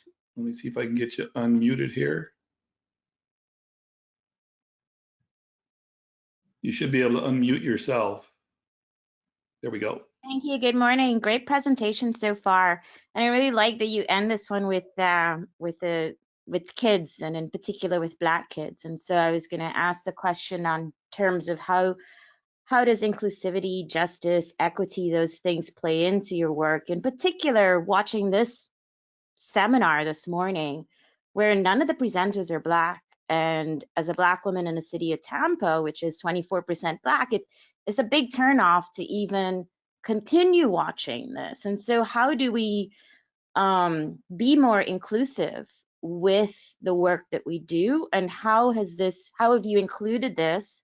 You call the cities of Houston, Louisiana, Charleston, those are cities with large Black populations or large minority populations. So how do you integrate that with your work, and maybe that could help those who are doing this work in Tampa to be more strategic in the way that they do the stuff. And just a comment that on a neighborhood scale in Tampa, this work is happening and has been happening. And the question is, how does it then become the innovator for the city and for the county and the region? And I had one other question for you, actually, in terms of the Louisiana case study. Are there considerations beyond Louisiana where, for example, sediment loads from the Missouri River instead that do impact the coastline there, whether there's any talk of sort of Missouri not holding the sediment back anymore, for agricultural purposes? And so looking at the Missouri, Ohio, and Mississippi River watersheds and what's going on, above Louisiana. Fantastic questions. I'll start with the second one briefly. Louisiana has a coastal master plan, and the river does still contain enough sediment, even though it's a fraction of its historic load, to dramatically build and sustain the freshwater marsh ecosystem if it's allowed to jump its banks, basically. So one of the bases of the coastal master plan is finding diversion locations for the river to get that water and sediment out as it would have naturally flooded. So I think there is enough sediment. We're not really in talks with the upland, that far upland, trying to manage a little more locally at the state level first. To your first question, this is a critical, this is a more critical question than any of the design ideas, is who is there and who are you serving? And it's a major blind spot for this industry, for our firm, for me personally. We found that the physical landscape is able to unify people. It's something that can bring people together across the political spectrum, across the socioeconomic spectrum, if people are engaged and are invited on their terms. That's a much longer term process. It's usually beyond the scope of any one project. And so we try to advocate for a much greater percentage of engagement budgets and project timelines for that. It's kind of a papering over the problem in a way, but we've got to start somewhere. In New Orleans, starting with these kids when they're in kindergarten, or by the time you get to 4th grade, 8th grade, they're able to engage the process, the politics of these issues in a completely different way. So I'm glad you brought that up. And maybe one other example, federal level flood protection projects and the cost benefit analyses tend to benefit wealthier communities. The benefit cost the ratio works out based on high value properties, which inherently excludes lower income and communities of color across the country. And so that's an important consideration, for example, in a place like Charleston, it's thinking about a perimeter protection approach for its historic peninsula. So we've tried to use the wealthier communities to leverage that BCA and make sure that the surrounding communities are included in that cost estimate number, rather than being excluded on some other economic basis. But I hope you continue to raise that question, and we'll do our best as well. Thank you. Thanks, Maya. Is there any other questions? I don't see any at this point. And just to follow up on Andy's comment, we do want to, I do see one question, but before we get to that question, it's Mary Elizabeth, I think there was a question, you had your hand up.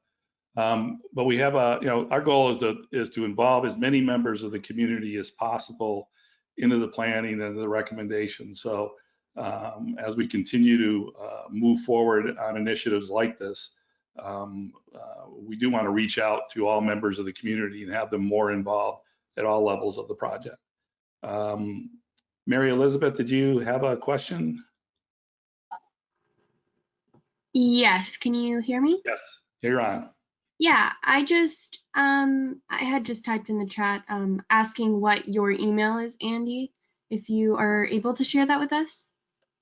Sure. Yeah, sorry, I didn't put that up at the beginning. It's andy@wbae.com, or it's also on the Waggoner and Ball website.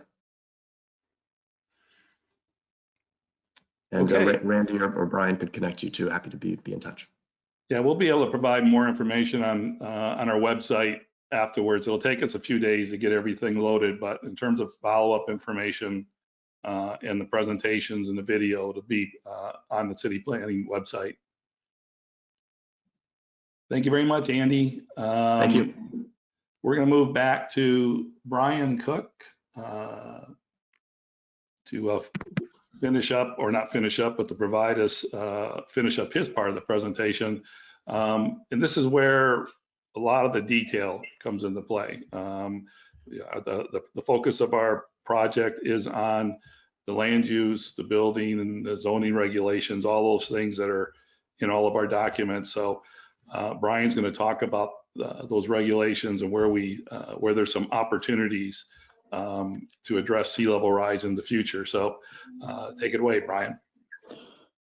Right. So our project involves, I think it's 5 or so different steps. The first step was to take an inventory of the situation and impacts, and then also what policies do we have in place that we can either use or leverage as we go forward. The second step was to see what are other people doing. I mean, that's a big question, right? Now we know all this. What do we do? So that's what this is going to be about, and it's short and condensed, and we'll have more with our future report. But this is a beginning of the conversation. So in Tampa specifically, just to recap what maybe our 5 top issues are, so that we can start to think about what policies might approach our needs. One is that we do have quite a lot of open space and government land that's impacted for near-term sea level rise. We have clustered private lands that are impacted, as you saw on the maps. We have a really extreme amount of hardened shoreline with seawalls. So that's another issue. And then that also, that in our location of being right on one of the most amazing estuaries and bays in the country. The subsurface hydrology issues, and then also increased flooding hazard and flood insurance. So just keeping those in mind as we move forward. So how are other places approaching these kinds of issues? So I'll try to go through this fairly quickly, but it is important to understand what are the documents and policy, where do these things reside? So this is a list of where policies for sea level rise can reside in our region. So, and we have to sort of fit things in to understand where these policies live. So a comprehensive plan is like more visionary, big ideas of things that we want to do as a community. Code of ordinances then are the rules that we play by. So how tall can a building be? What can you do if you live over here as opposed to over there? Then we have the Stormwater Technical Standards Manual, which guides the way we deal with drainage and hydrology. We have local building code amendments. So we do have a pretty strong state of Florida building code, but that can be amended locally.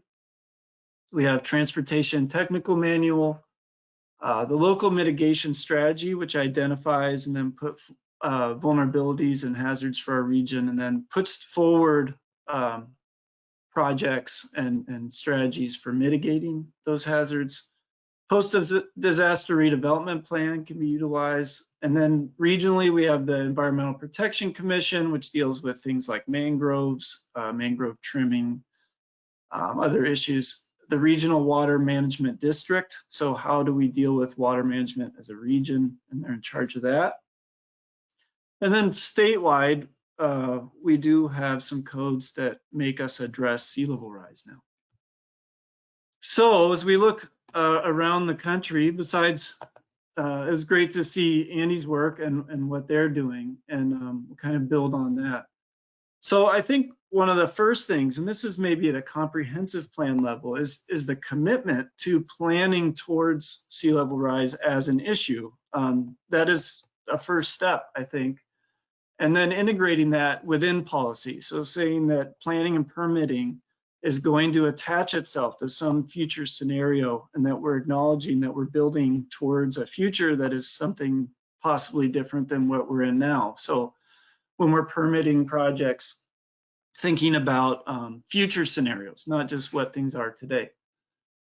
And then also considering those secondary impacts, such as the social issues, the environmental issues, et cetera. So these are things at a big scale at the comprehensive plan level, such as educating the community. These are all parts, these are secondary parts, or maybe they're not even secondary, but they're these sort of comprehensive level planning things that we can do and put it into code.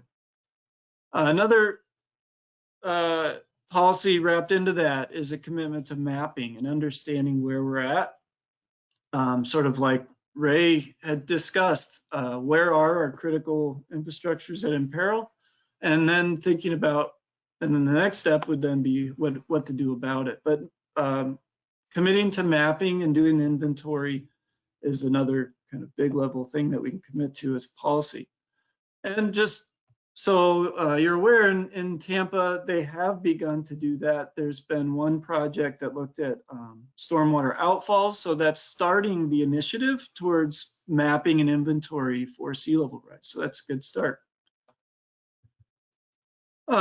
So then moving on, other options or opportunities, big higher level things. One is that this idea of the coast is changing, and or the coast is in flux and will be changing, and providing flexibility at the coast is seen as a really important strategy at a policy level for moving forward. So that is about trying to create that environmental flexibility at the edge.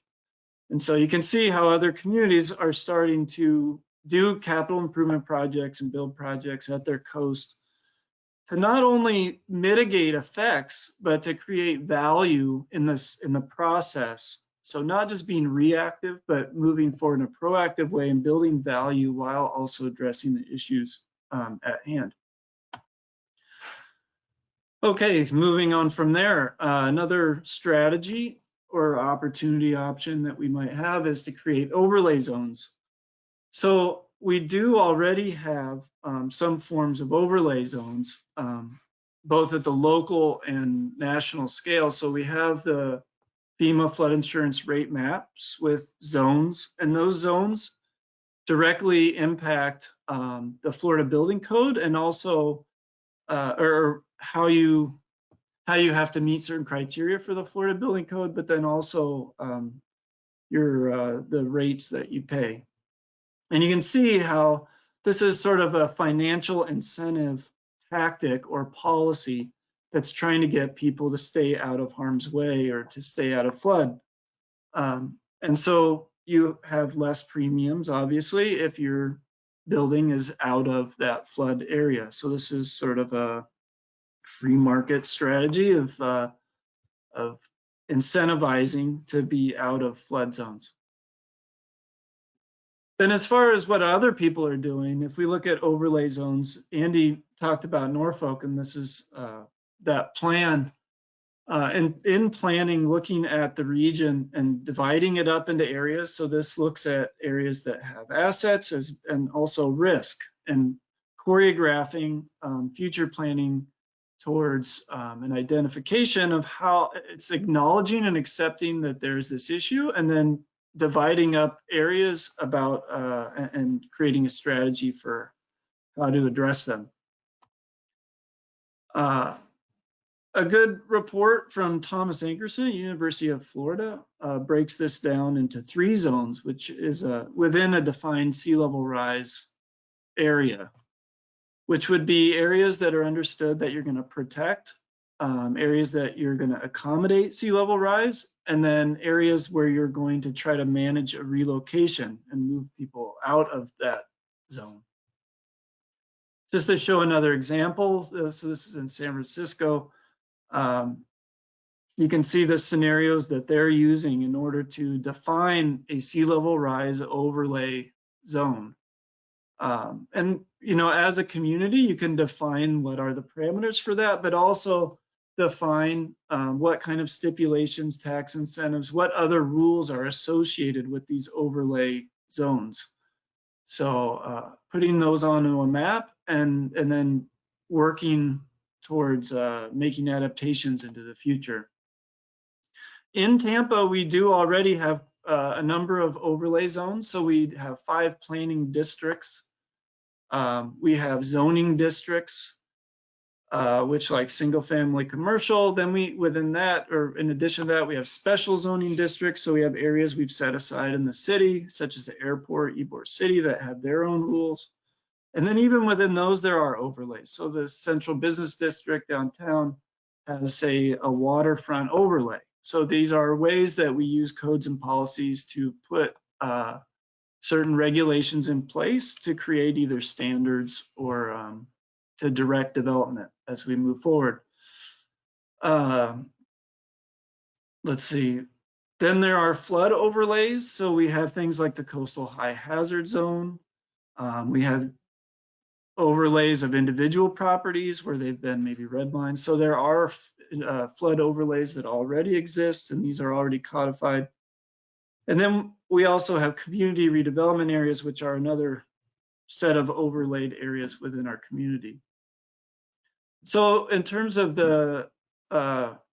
with these overlays, one thing you might think about is building height. So this is both the bottom side and the top of buildings. So one is about how high buildings need to be off the ground. And then also we have rules within the city about how tall buildings can be. And so these are things that we can study and think about, especially if we are looking at these sea level rise areas. Now, some communities, when they're doing this, they understand that there are spatial implications and experiential implications of just raising all of these buildings. So they're a critical component with a lot of the communities that are moving forward that way are to also attach design guidelines so that the human experience of places where we're dealing with these coastal changes also taken into account. Part of that experiential change in looking at code and policy is about the height of buildings and the expanse of buildings. So thinking about allowing buildings that are on narrow lots to expand into their side lot encroach in their side lot buffer, things like that. Change the spatial configuration. Also allowing properties to modify or move things like utilities into safer areas and not be penalized. And then knowing that there are these special variances being allowed or afforded for properties that are trying to address the issue of sea level rise. So for example, in New York City, they're expanding the zones that are able to kind of tap into these variant codes, thus allowing property owners to be proactive and prepare their properties for future scenarios, even if they aren't in the specific zone right now. Other regulatory options are about establishing setbacks, and then in some cases, like in North Carolina, they're looking at using historic erosion rates and attaching those to setback requirements, so they're somewhat dynamic. This would take mapping and a process to establish something that creates a regulation in that way. Seawall standards seawalls are not heavily regulated in Florida. It's pretty much applying for a permit and then you can build them mostly how you want. So creating build to standards. For example, in Broward County, they have a minimum height that they must be. There's also requirements that they be kept in repair. And our residents are penalized if they are not. So establishing seawall standards is another regulatory option. And then also working towards the removal of seawalls. So the seawall, like we saw in the environmental impact, is that pinch point. And we're in danger of losing a lot of the coastal habitat and environmental factors, ecosystem functions that are associated with that edge condition. So a lot of communities, this is in Cedar Key, they're working towards the removal of seawalls. So much so that they have somewhat of an overlay that relates to community ability to permit seawalls, and so this is guiding their future seawall development.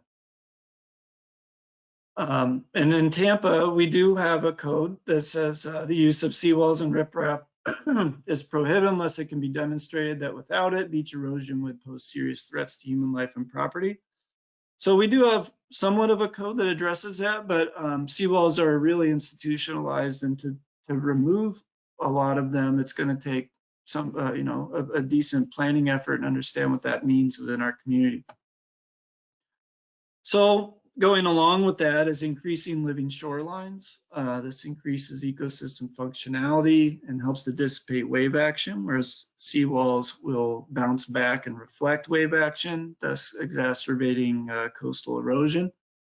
So there's a lot of benefits to increasing living shorelines, whole other topic, but this is one of the regulatory options. And we do fortunately have some good tools in our region to help us do that. So the Tampa Estuary Program has a Tampa Bay Living Shoreline Suitability Model, which locates where it would be beneficial and plausible to put in living shorelines. Excuse me. Now, then also this idea of managed relocation. This is at a policy level. We have to work within property rights, but in studying it and learning from people like the Dutch and other communities, we found that planning and community engagement is really critical in the successful transition or in creating any kind of managed retreat. Now, some tools that help that occur are transfer development rights. So that's incentivizing someone that wants to develop their property to develop it elsewhere. And the way this works is that you have areas that are allocated as sending zones. So these are places where it's encouraged to not develop in a dense way. And then you have receiving zones. Now this can also be beneficial because it helps to develop more dense areas that can be tied to, say, transportation and land use policy. So transfer of development rights can be a strong tool going forward. Again, takes planning and effort, but can be a strong tool to use. We do have transfer development rights defined, but so far they have not been used within our region. Another option is our rolling easements. So this is like where the municipality could purchase future land rights so that the property owner is able to stay on their land, but is sort of acknowledging that there will be future impacts and that they will not battle with seawalls and other mitigative efforts to confront or to deny the future encroachment of sea levels. So rolling easements are an interesting option. And then besides that, there are impact fees. So thinking about development that may exacerbate problem areas, or and then on the other side, there's tax incentives, where tax incentives can be used to help place development in areas that we're finding more suitable. And lastly, well, not lastly, but our real estate disclosures. So real estate disclosures are a way of informing the public and helping to make, on an individual basis, better decision making. Confront global warming, going back to Maya's presentation, as a policy level, this is something that can also drastically change the future of impacts from sea level rise. So something to think about from policy level. And then we have the local mitigation strategy, like I suggested. And then I put some tools and guides just on the end here. If you want to look forward, take a or look into things a little bit more. These are some great resources, so you can take a screenshot or whatever. And yeah, it's kind of going through it fast. There's a lot of options and ideas here, and we will be getting into them more as we progress through the project, and really we'll be having to work through it as a community. So. Thanks, Brian. I do see one question, but before we go to the Chuck Walter for the question, Brian's presentation, as we mentioned, we're in midway through the project in terms of looking at our regulations and policies. So his presentation really was about what he's uncovered today and where in our code, in our policy, sea level rise is either addressed directly or could be addressed in the future. And then also how other communities are approaching sea level rise from their regulatory response. So over the next few months, this area will be developed a little bit further, but we wanted to give you a summary of what the extent of what we're looking at.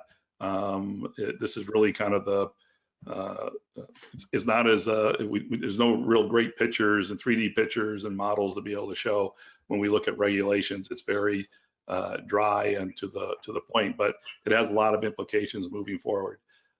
Chuck, what's your question? Here we go. In your presentation, you were talking at length about flooding issues and how those are interrelated. And I'd really strongly suggest that you keep those issues separate.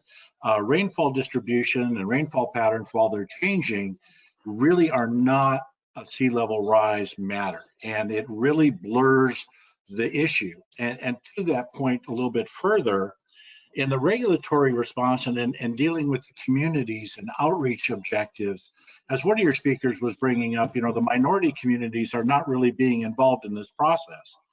And it appears that you're trying to include the flooding issues with the sea level rise issues so that you can be more inclusive.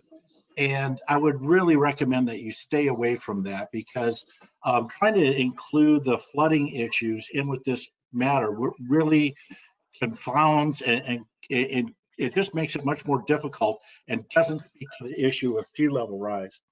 You had a real good list of regulatory response measures, and I really appreciated those. Those were really good, but in there you really didn't talk about any of the regulatory matters or financial abilities to raise revenue. The power of the purse is a very strong regulatory measure, and things like special assessments for properties in risk zones is an important measure that not only is it a financial disincentive to redevelop in those areas, but those are the properties that need to basically start generating some of their own revenue to raise roads and do things within their own area. So the public infrastructure versus the private infrastructure in your regulatory and in your research is another point that I just want to make briefly, and that is that you should have two different response plans. One for the public infrastructure, the roads, the utilities, the things that the public owns. Therefore, you can use public funds. However, when you start thinking about privately owned assets, they cannot take advantage of publicly owned or public funds. So having a different regulatory response and a different set of strategies based on privately owned and publicly owned is important at your early stages, because in privately owned, you have the broad categories of residential properties, then public or private assets that are public amenity like hospitals and things like that. And then you also have industrial issues. So you have two separate planning issues, and combining them, I think, is at your peril. Thank you. Thanks, Chuck. Brian, did you want to comment or add anything?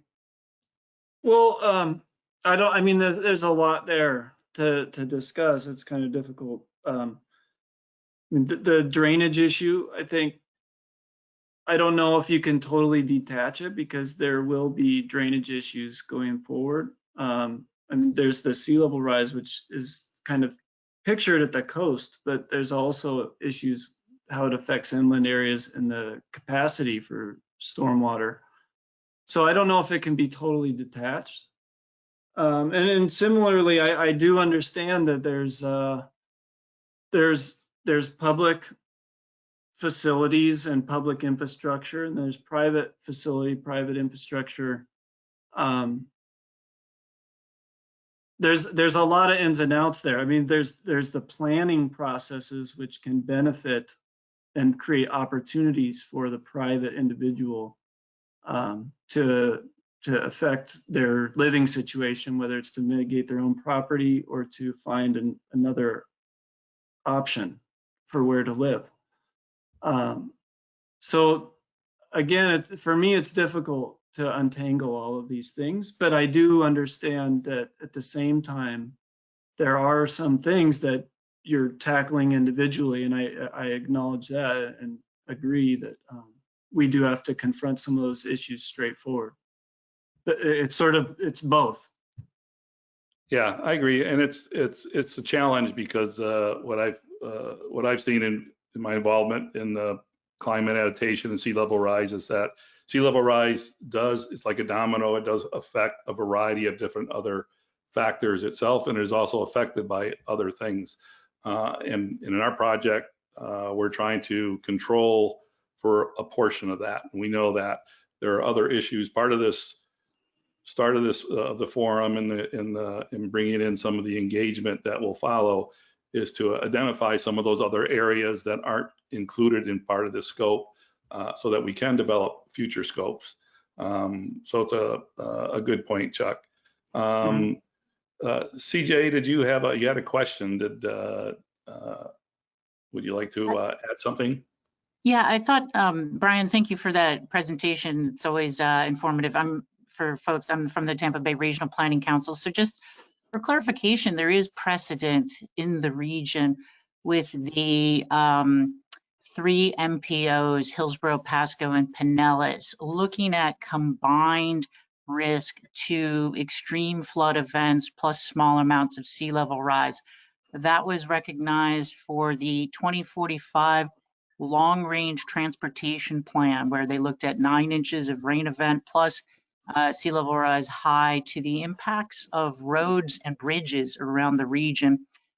This issue of extreme precipitation and even small amounts of sea level rise, Brian mentioned the combined impacts on drainage, which I've long commended the City of Tampa's stormwater outfall analysis as a leading practice for assessing and mapping risks. So anyway, I just wanted to bring that up as it is already a thing that's in place, looking at roads and systems, because as we decide what to do with roads, we have to understand what to do with the neighboring businesses and in the city, the community spaces around it. Thanks for your work. You guys are doing great stuff. Thanks. Thanks, CJ. Okay, I don't see. Sign up so we can get to the panel. Do you think? Yeah, I don't see any other questions. So I know I see CJ raised their hand again. Did you have something else to add, CJ? No, I just can't figure out how to use the system. Okay. All right, so let's move into our panel where I think we can have some other questions in a debate. Just hang on just a second. Let me get my system back under my control.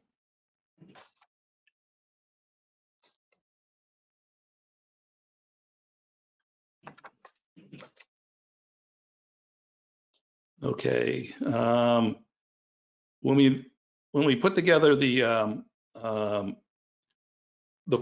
presentation today, we knew that we were going to be delivering a lot of information out to all of you. And we knew that there was going to be some questions from different sectors of the community. So we wanted to reach out to some of the industry leaders or the organizations and bring in their representatives to help us define some of the questions and that we would need to follow up on, and really sort of act as sort of the conscience of these different areas. We weren't able to reach out to all perspectives of the community, but we have 4 or 5 different areas that we think are going to be related to the regulatory part that we can follow up on, and this might be the start of something that we can build on in future presentations.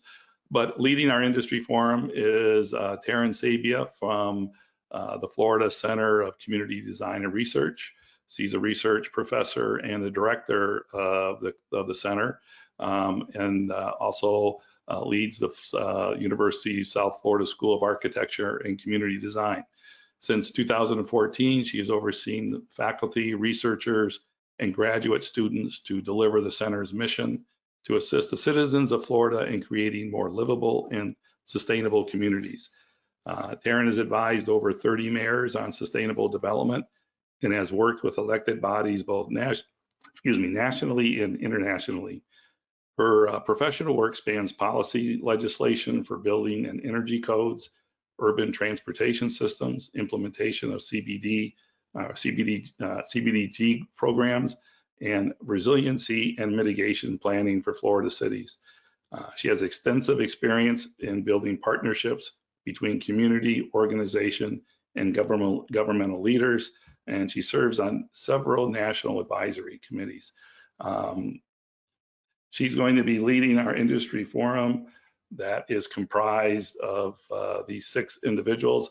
I'm going to let her introduce our panel and then sort of take it from here with our questions. So Taryn, let me bring you up to the forefront.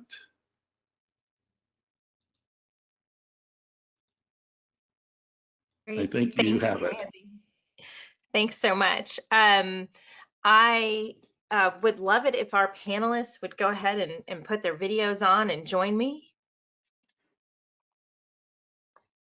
And I will start with introductions. So I'm really excited about being able to lead this discussion today. We have, Brian and I in the Florida Center have been looking at these issues for the past several years. It's extraordinary to see it beginning to take shape within Hillsborough and Tampa and the Tampa Bay area. So I know that our panelists, who are all leaders within industry, are going to have some exciting things to share with us. I'm going to ask them as I get into questions, if they will share just a brief 5 words about their background. I know we're a little over time, and in the interest of trying to keep to everybody's sensitive schedules, we'll go ahead and keep it brief. So I'm going to just introduce them to you so that you know who we have with us today. So we have Heidi Stiller from NOAA joining us. We're really excited you could be with us, Heidi. Thank you. Daniel Parsons from Atkins Global. We have Jake Kramer from Stearns Weaver. Jennifer Motzinger from the Tampa Bay Builders Association. Chris Ahern from Applied Technology and Management. And Chris Zambito from Atkins Global. So each of them has a really strong background in different areas related to resiliency issues, climate change, or other types of environmental sensitivities that we see. And so to kick us off, I'm going to start with a few questions that I have prepared, and then we'll open it up to the rest of our panel of our attendees to see if we have some additional questions for our panelists.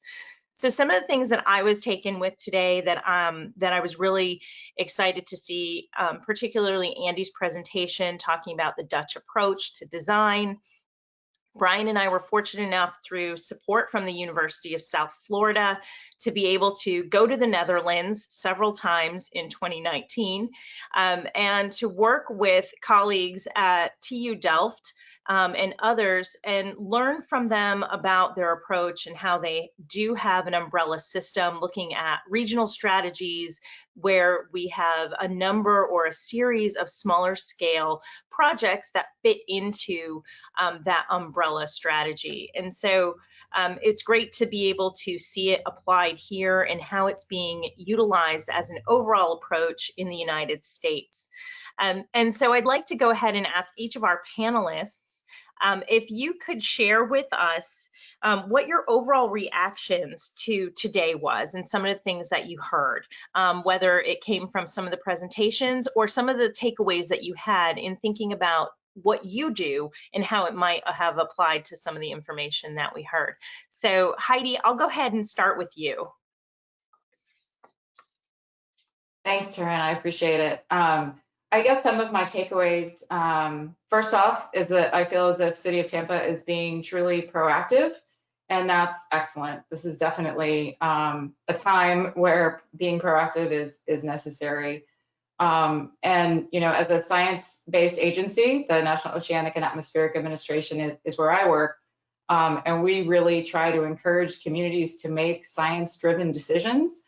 And that's the path that City of Tampa is on. So that was great to see. I think one of the themes that definitely hit home for me as well is just the need to be inclusive and both the potential and the challenges in doing that, right? There's great potential to learn from all different communities and all different sorts of folks in different sectors, but it's also a real challenge to engage everyone effectively. I appreciated Andy speaking about Houston as being just too big a geography to do that effectively. And I did want to mention that talking about the Louisiana work, the Louisiana Safe work, reminded me to mention also that Louisiana Safe has incorporated something called Lead the Coast.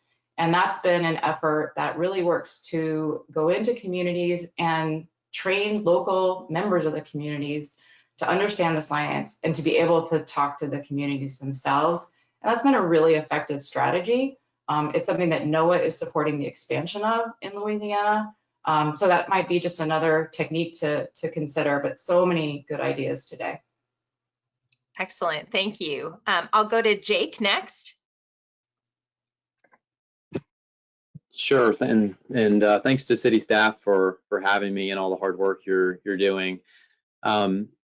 So I'm an environmental land use and property rights attorney. So you know, in some respects, I come to this with my developer hat on, but I've also done work with some local governments in South Florida, helping them analyze legal options for sea level rise, and in one case, actually potential retreat. So I do have a local government hat on occasion. And one thing I'm thinking, and Jennifer's probably going to laugh when I say this, I guess we're, you know, among a couple hundred friends here, but is how do we give our local government elected officials and administration the courage to make some of these decisions? You know, once I really like the work staff is doing. I think we've got a lot of great ideas on the table, and I'm already thinking, you know, once we distill these down, how do we have those conversations with elected officials so that they can make these decisions? And you know, really, I mean, to the equity comment, and in a time of Black Lives Matter, where we all should be thinking about what's the system we're putting in place, not just the outcome. And you know, so one example of that in my mind is, you know, maybe we should be considering a city policy that if above a certain dollar amount, investment is going into infrastructure, that there has to be an analysis of whether that infrastructure is resilient, or that it how that infrastructure will hold up under these different scenarios. And that doesn't have to be complicated. It doesn't have to take a lot of city staff time, but it's information that our elected officials could use, I think, when they're trying to make some of these decisions, and they're being asked by their constituents, why are we choosing the option that's 20 or 30% higher than the cheapest option in a time of in a low tax environment. So that that's where I'm already thinking. I think we've got a lot of really good ideas on the table. I think I'll have more comments when we get to the timing issue, because I'm also cheered by the timing of this. Unlike some governments in South Florida, we do have a bit of time here to get our act together. Great. Thanks, Jay. Jennifer? Thank you.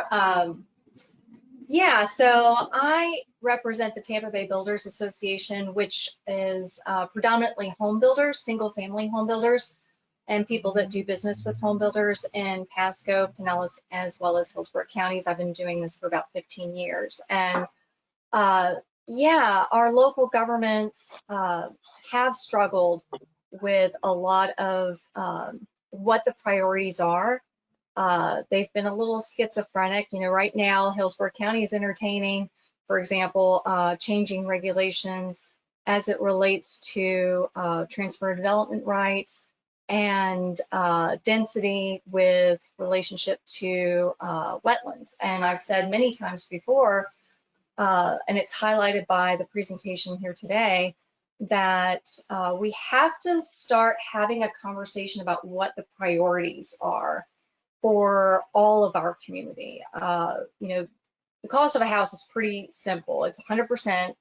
And if you cut that 4 ways, it's 25%, 25% for labor, 25% for land, 25% for materials, and 25% for regulations. So as a community, how do we want to spend that 25% that is regulatory? Because we do have to be sensitive to the fact that people do want to live here, people do live here, and we can't displace people regardless of what is going on. So we have to be able to mitigate and protect all those people. And at the same time, we have to be realistic about our expectations. And what I see more often than not is the planning community, the planning professionals that we have here, they make some great recommendations, but unfortunately, our constituents aren't really well educated on what the realistic expectations and the parameters of their community are. So the local elected officials seem to be in the balance between those two competing interests. So it'll be interesting to see how we move forward with this information, giving it to our elected officials and asking them ultimately as the decision makers how they want to move forward. What are they going to use as their priority information? Is it going to be what groups of people are reacting to in fear or misinformation? Or is it going to be what the planning professionals say and what is good policy according to the science? Great, thank you. And you touched on a question that we'll probably revisit, which is those competing interests. Chris Zambito. Thanks, Taryn. I'm just really impressed. I'm doing this in the Tampa Bay area for 20 plus years, helped with kind of this first local mitigation strategy, which is back in 1998. And that group does a lot of what this kind of format is promoting now, and that's, how does public and private play well? How do we learn from each other effectively and try to make some smart decisions moving forward? And to some degree, and I hope, I'm sure USF and Randy will help collect responses to all these. There's a lot of questions that were asked earlier that we can provide some very detailed responses as to what's already happening within the community, as well as how it affects flood insurance policies and CRS and all those things that are out there. But it's a very it's a very complex topic, and even simple discussions about what to decouple, as we talk about sea level rise. We have some clients here that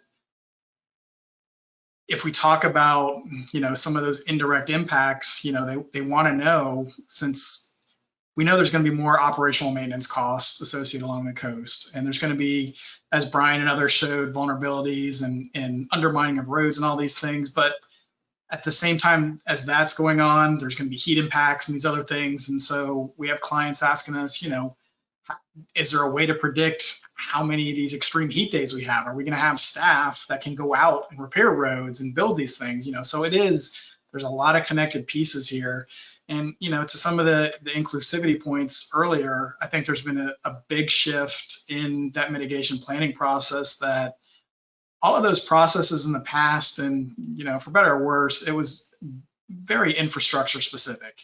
And there's definitely a change in topic that, the whole social vulnerability piece has been left out. The whole environmental impact piece has been left out. So how do we, refocus those plans and approaches to scoring, how valuable a project is and how critical a project is if it's not helping those other aspects? So there's a lot of opportunities to connect these other pieces and help, not just improve a structure's resilience, but the community's resilience through the people and the places and the environment and everything around there. So it's really great to hear all these different approaches. And I think that one other thing that hit me as we talk about this is that there's the scale of geography impacted, but there's also the time scale, so some of these opportunities, we're talking about Dutch dialogues and education, those are potentially generational approaches to things that, it's a year to 10, 20 years of community engagement.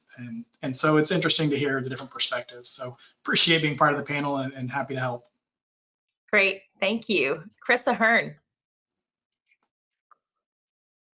Thank you. My entire career has been focused on the coastal community, coastal environment, whether it's a receiving waters water quality issue, do environmental impact statements, focus strict coastal engineering issues. But my last 10, 15 years of my career has been mostly focused on waterfront development, and specifically redevelopment of very specific assets.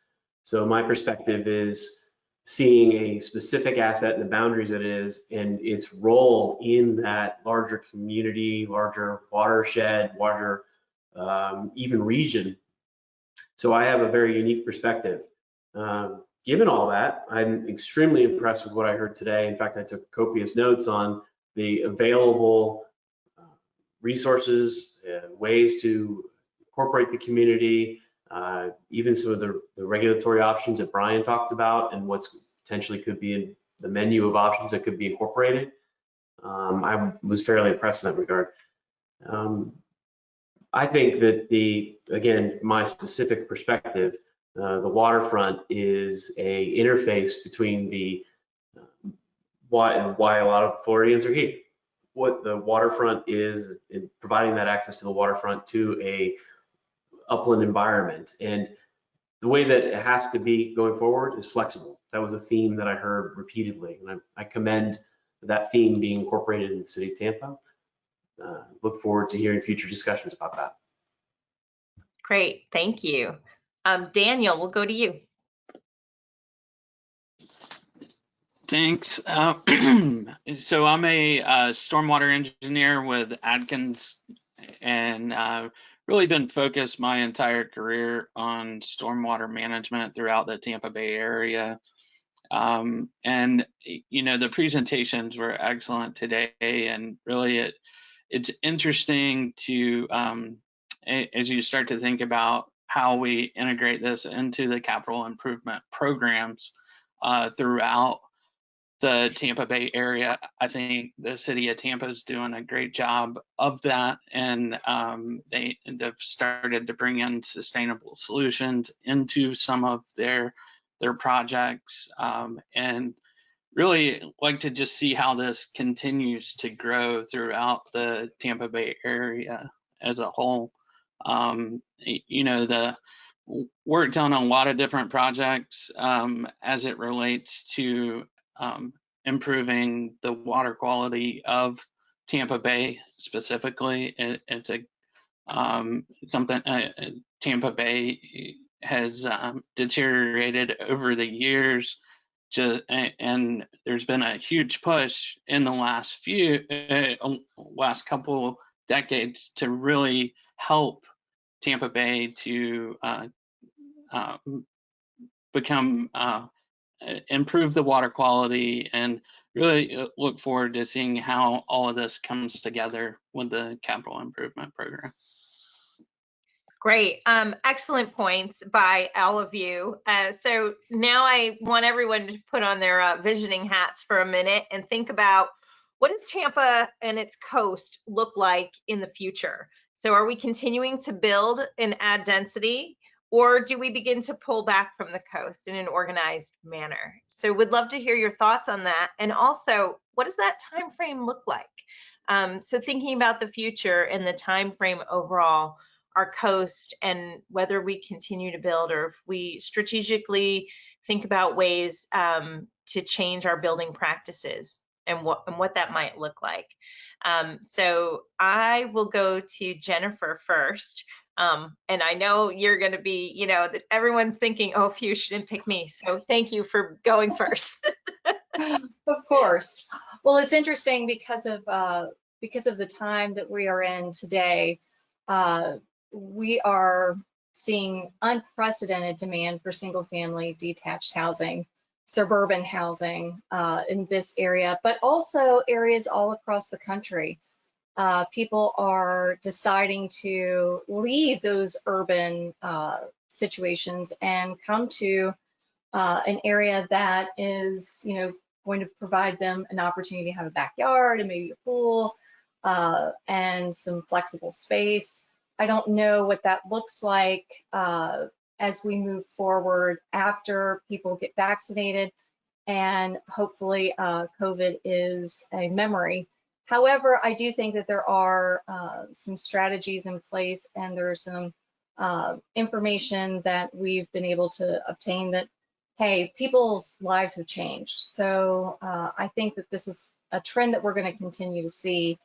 To what degree, we'll see what happens moving forward. But that being said, there are a lot of people that want to live that on the water. They want to live close to a downtown. So there definitely is going to be a continuation of building codes that protect those folks and protect those structures. But really, I have to be honest, those structures are probably the safest. If you've built something in the last 5 to 10 years, you're going to be able to withstand a lot of weather. So I'm not so concerned about the building codes and what that looks like moving forward, because we do have a lot of professionals that put input into that, and those are regularly updated. It will be interesting to see what the demand looks like and what the local governments are able to do, because that is really where the rubber meets the road. And as somebody that was born and raised in Tampa, I've seen the erosion of our infrastructure, and that is something that will have to become a top priority if we are going to maintain our community as it stands today. We have to put money in infrastructure. We have to put money into our water. I mean, think about it. If you live in the city of Tampa, you know what it's like to live here. The water is an interesting, it's an interesting thing because it has been neglected, not through any fault of any one particular person or any particular government. It just is what it is, and we have to stop blaming, and we have to start investing. And I'm glad that the city of Tampa is investing in water quality and our water infrastructure, but a lot more is going to be needed as we move forward. Great. Thank you so much. Chris Zambito, I'd like to go to you and also ask, with this topic too, if you could put a little bit of your local mitigation strategy, emergency management hat on, and how that might also play a role in what we look like in the future. Yeah, I mean, I think to some degree, and Jennifer probably knows more about the standards of housing, but I think there are a lot of opportunities for technical improvements in materials and approaches to housing, and more flexibility. WIT can certainly talk about the Institute for Business and Home Safety and some of those groups that are out there, and there's a lot of research going on, and even simple things like, I say simple, but COVID over this past year, there's been a lot of demand for more Wi-Fi and electric utility at home as more people are home, and the structures weren't really designed for some of that capacity. So there's those aspects to it. Obviously, a big concern is evacuation. If we have storm surge on top of sea level rise, does 50 years from now is a Category 1 storm inundating the city like a Category 2 would today? So there's those kind of concerns there. So, we're certainly looking at all that. I think also what's good with the local mitigation strategy, and I also am a past chair for the Florida Floodplain Managers Association. So those groups, provide a lot of bottom-up lessons to state and elected officials. And, that group is educating policymakers and trying to make sure they understand when they make X policy in Tallahassee or propose it, they don't always necessarily know the downstream impacts of those and how it impacts floodplain management and regulations at the local level.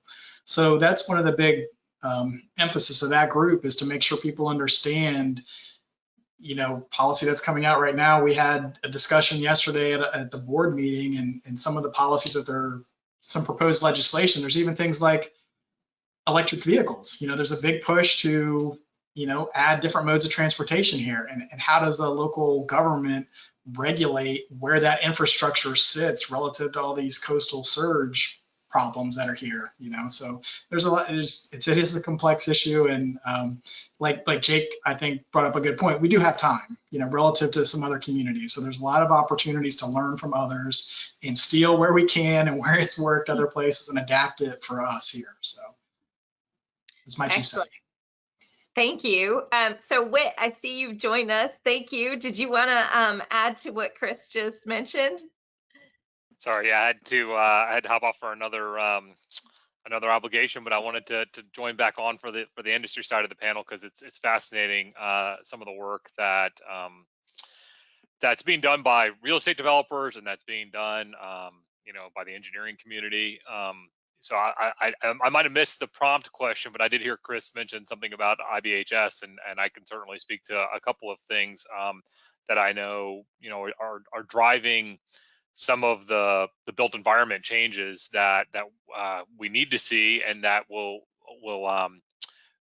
probably happen due to market demand as well. And so IBHS, the organization that I was with before joining the city, is an insurance backed research organization that's focused on preparing buildings for hazards, recognizing that that all buildings have insurance as a backstop, and that frankly, the insurance industry is only one industry that has a really important role. You've got the mortgage, you've got bankers, you've got property taxes, right? You've got cities themselves need to make sure that they're encouraging construction that makes sure that the building stock is going to be there after a storm, because or even soft events. You think about what's happening in the Northeast right now with kind of people relocating from big cities to smaller and mid-sized cities. So there's all these forces, market forces at play, and certainly the insurance industry is really focused on making sure that you get the roof right, because we know that roof can cause water damage during high rain events, and we know that with climate change we're going to see more extreme precipitation events. And from the sea level rise perspective, there's a lot of consideration being given to reforming the National Flood Insurance Program, and how rates are calculated, and where special flood hazard areas are. And there's a lot of new modeling that's going on, and the city is, as I'm sure we've discussed extensively today, looking at how those new FEMA properties are going to affect the building code. So lots of good work going on, whether it's being driven by insurance, mortgage, building codes. Florida has one of the strongest building codes in the country, but there's a lot of work to do, and I'm happy to answer anything more specifically. Perfect. Thank you. Jake, we'll go to you. So what does Tampa look like in the future? What do you think of the timeline? And maybe also add in what some competing interests might be. Sure. Well, I think from the development community's perspective, I think it's really important to have consistency in regulation.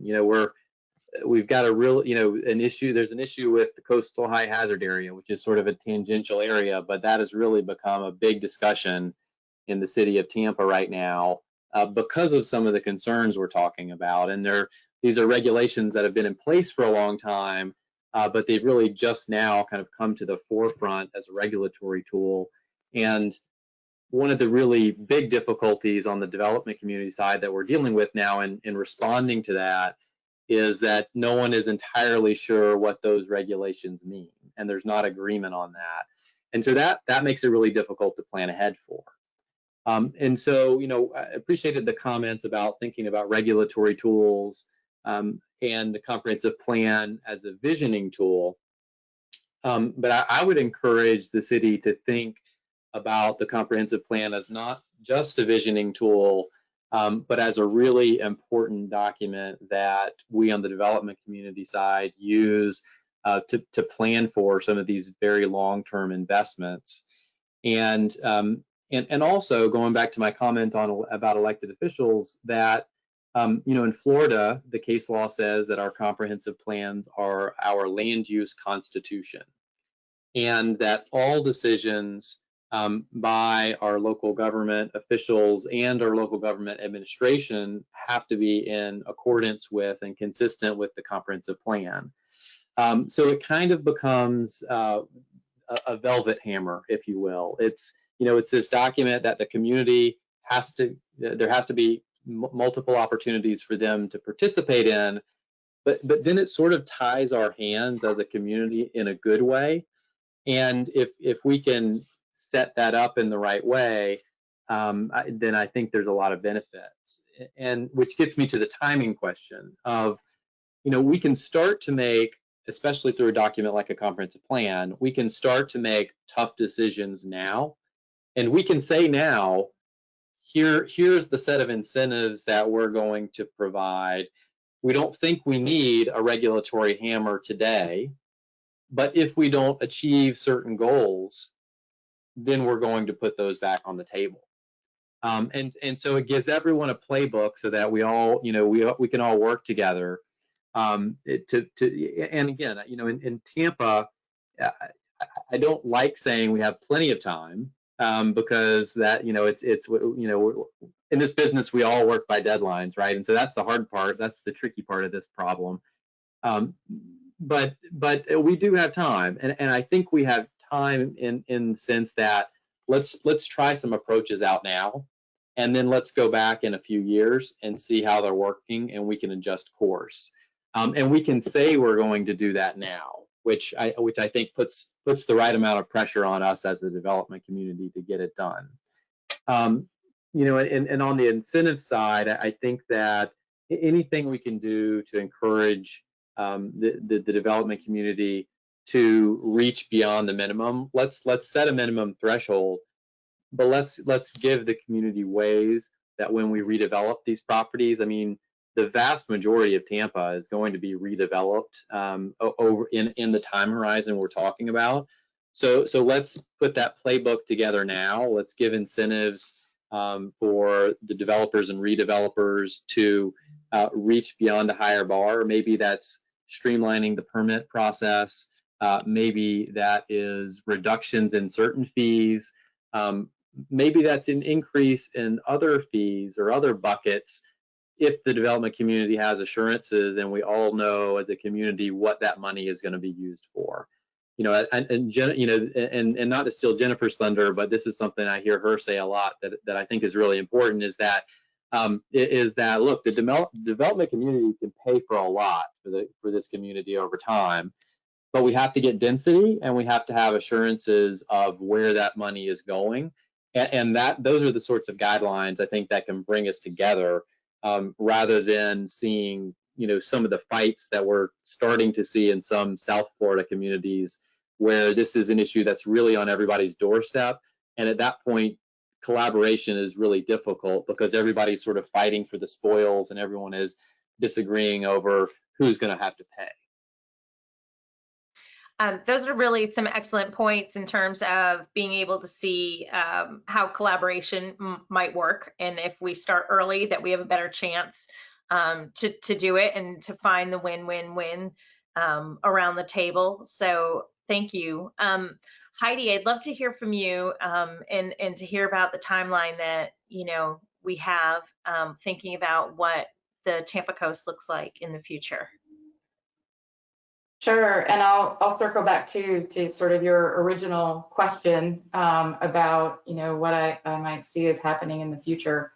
I do think that the analysis that Brian shared gives some timeline guideposts, right? Thinking about where the city will be at in 2045, and then 2060 and 2100, and that provides the ability to plan for those different horizons.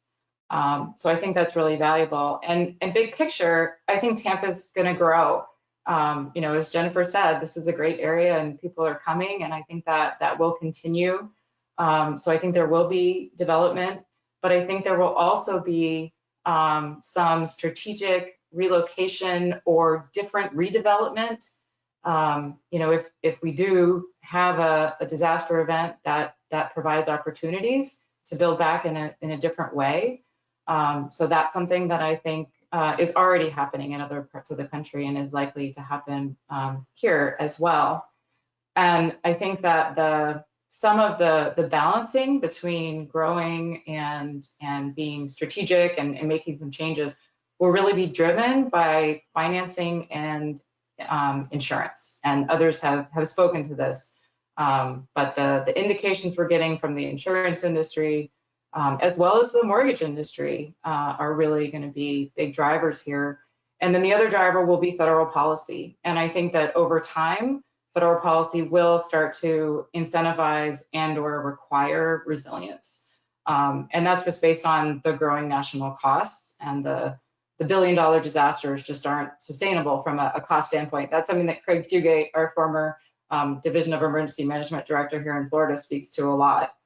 So I think we'll start to see federal policy signals as well. One thing that Daniel mentioned, is all of the effort that has gone in to bringing back the Bay and focus on environmental health and water quality. I think that will continue. People come here because it is an amazing environment, and I think that support will be sustained for preserving that environment. And there's so much potential for the win-wins. That was something we talked about. I think the presentation from Chris showed some of those nature-based solutions, and there's a lot of potential for nature to really help us out in terms of storing floodwater and being a barrier to storm surge, but they also provide ecosystem services like water quality, and then aesthetic benefits and recreation benefits. So I think there's real potential for win-wins. And what we see in different parts of the country is that communities want that. They really are attracted to those nature-based solutions.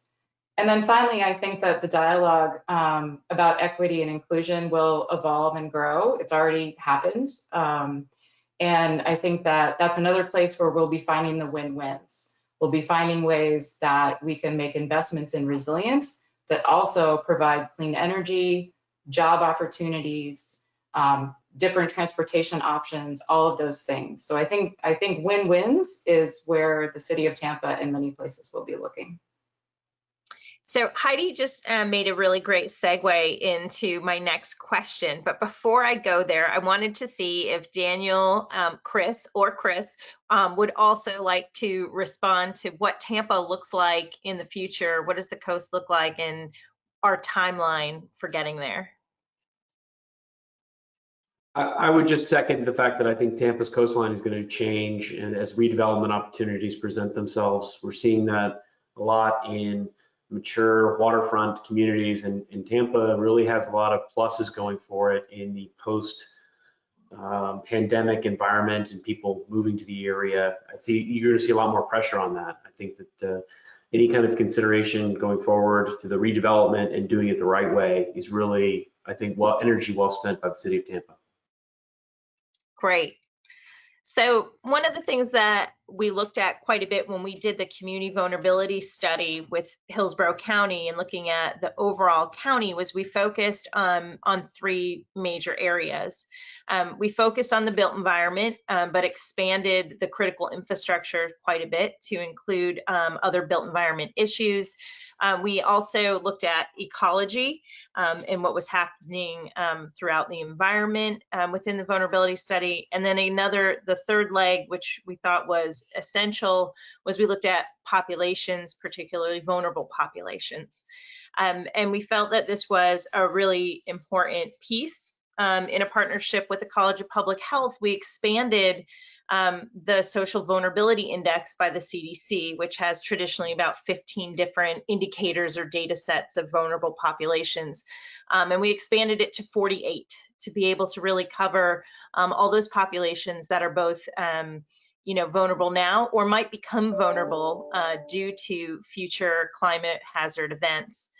In addition to that, in a partnership with the Tampa Bay Regional Planning Council, we're working on a project called REACH, which is looking at affordable housing and resources, and if they can be resilient, what their resiliency might be moving forward in the future, looking at, again, the climate and hazard risks that they may face due to flooding, heat, and other hazards. So with this topic of equity, how do you think we can best address equity? What are some of the issues that might arise? And are there policies or other mechanisms that we can use to ensure a safe future for everyone in our community? So I would like to see, what ideas and thoughts we have about addressing equity within our community related to sea level rise and the hazards that come with it. Is there anybody that would like to kick us off? And I'll start there. Otherwise, I'll just start calling names. You can tell I'm used to being in class, right? I just start calling on people. All right, Chris Zambito, you're smiling at that one. I'm going to go with you. So kick us off. Well, I think there's definitely a transition in thinking about how we prioritize projects based on the larger implications of implementing that project, both from that cost benefit side, and you even see that in a lot of FEMA's programs. Some of their new grant options that they have include, what is the nature-based solution and what is the social vulnerability impacts? And some of those items that traditionally in the past weren't there, you're seeing it at the ASFPM level, which is the Florida Floodplain, the National Floodplain Organization. They have new subcommittees for environmental and social justice and environmental justice committees there. So trying to look from a policy perspective, how we make sure that all those constituencies are addressed when they were somewhat overlooked in the past. And, obviously it wasn't intentional. 30 years ago when I started this, there was no GIS, there weren't tools to process this information very easily. All that data has now become a lot more available. And so it does give us that ability to have this common operating picture that we didn't have in the past, where when we look at a project, we're looking at it relative to the community it supports. And so I think, as Heidi mentioned, a lot of this is getting looked at, relative to jobs and opportunities for transit and all those things that used to live in their own silos. It's now, how do we kind of connect the dots between those, because the resources are there, the knowledge is there. USF, the projects the students are doing now compared to 30 years ago, we have a lot more horsepower here in mental capacity and ability to look at these issues. So I definitely think projects will weigh all those factors that they didn't in the past. I think like some people had mentioned, some of the strategic redevelopment will include all of those approaches in there. You're seeing that in a lot of different communities. And some of the tools that our company uses for communities, we look at that to help them kind of evaluate, the changes in vehicle miles traveled and carbon reduction and, all these kind of indirect factors that sea level rise and climate are impacting, and it's hard to really digest those without, again, kind of that common operating picture tool. So I think, to me, the technology is better there. The general perception of the community is better than it was in the past. And so again, hearing the perspectives of the audience as they called in was great to understand, the different industries as well as the different behavior perspectives and education components. Great. Is there anyone else that would like to jump in? This is Heidi. Oh, Jennifer, go ahead. I was just going to bring up something that may not be on many people's radar screens, but I think it is extremely important. And, the city of St. Pete has been working on the coastal high hazard code that is specific to redeveloping vulnerable areas. Most of those vulnerable communities are places like mobile home parks or single family one-story housing. There's a real need for that type of product, and it's disappearing quite quickly. And for a majority of our population that is in the more vulnerable category, those are your 55 plus folks, and they don't want to live in a high rise. They may have mobility issues. I know my mom's 80 and she has COPD, and we could not find a place that was affordable for her that was on a single level. And as that product is continuing to diminish, we're going to have a very big issue that we have to face as it relates to displacement. So on the heels of the question of how do we protect and how do we come at this with equality for all, that's something I would encourage our elected officials to consider is what are some incentives to incorporate some of this type of housing, especially in the redevelopment product. There's a lot of dilapidated properties, and people ask, well, why is this so appealing? It's appealing because it's one story. It's appealing because it's affordable. So how do we replenish that housing stock, which is extremely expensive to redevelop unless we have partnerships to make it more affordable and incorporate that into areas where it is less vulnerable than it is today. Great, thank you. Heidi, go ahead. Thanks. I just want to say that I think, the REACH project is just fantastic, and it's great to see the region having that conversation. Affordable housing is a climate resilience issue, and I think it hasn't been thought about that way enough. So it's good to see that dialogue starting. On the overall topic of equity, I think sort of 4 pieces. One is that I think just engaging is a challenge and something that we really need to focus on.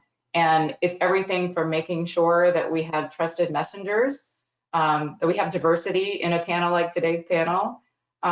It's providing childcare during meetings so people can afford to come, right? It's providing a stipend if a community member is going to be part of a planning team.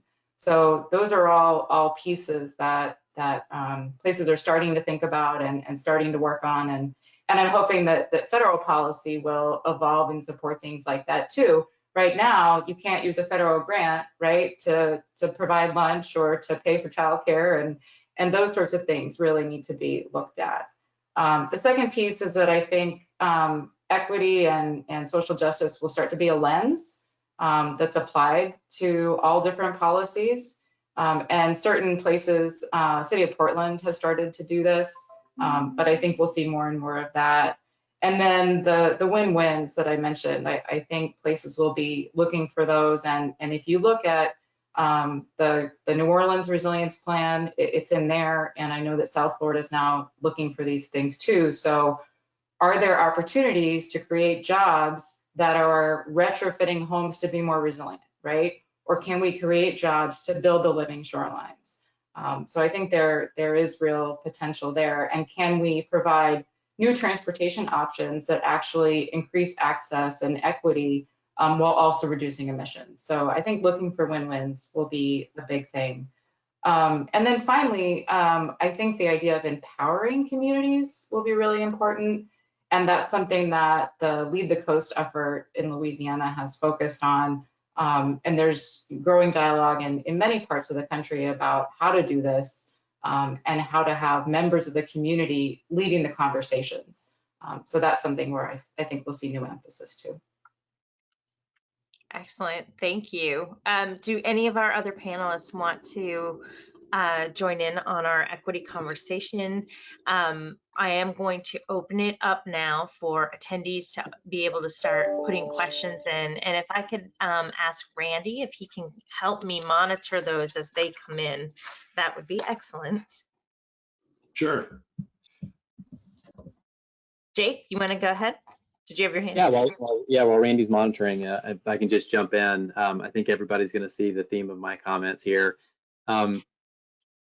Density is scary sometimes, but we need density because that's how we can get what the community wants in terms of resiliency. That's how we get to affordable housing as well. And you know, in the city of Tampa right now, I'm having a lot of trouble even with very simple lot splits. You know, if you can believe that. A lot of you all have seen these struggles, and you know, the elected officials, because of the way our code works right now, are being thrown in the middle of these neighborhood fights. And so, you know, the city is really, you know, digging in deep and updating its code right now. And so I would just encourage, you know, staff to help the elected officials have the decision-making power when they need it. But sometimes they don't. Sometimes they don't want it. They don't like being put in these battles.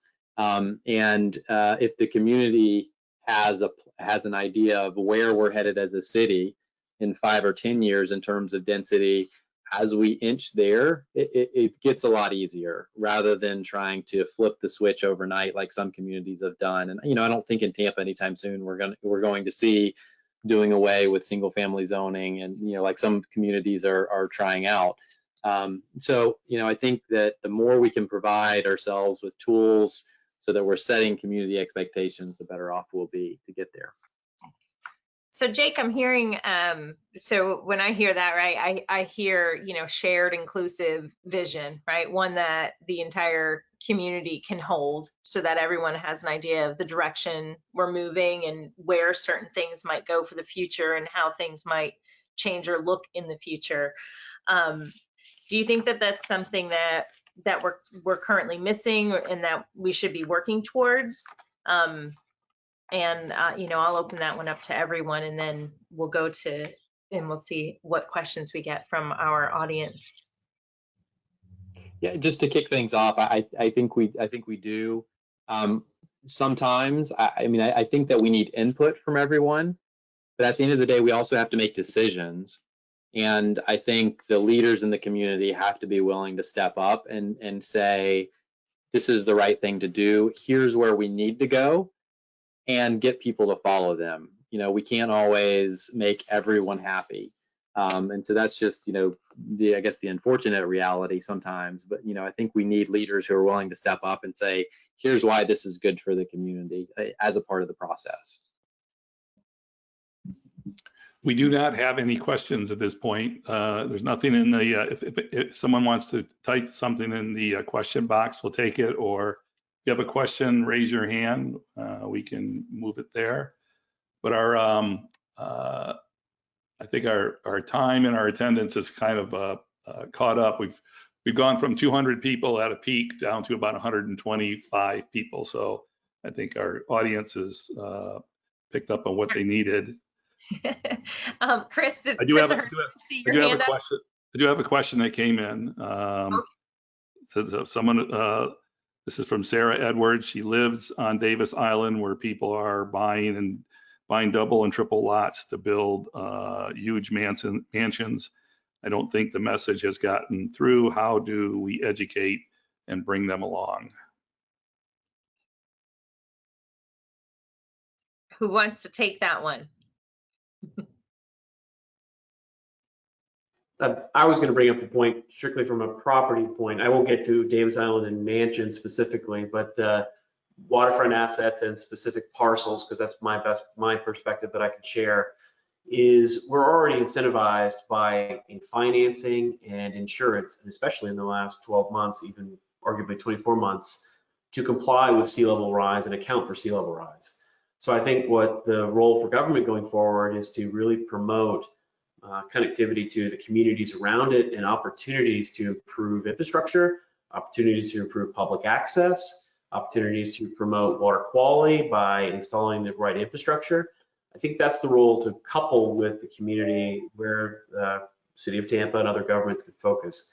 I'm doing this in Caribbean, I'm doing this internationally, and the state of Florida, in my sense, can actually, the government can actually step into that role, and there's an opportunity for that. And I think that's what this discussion is starting to get toward.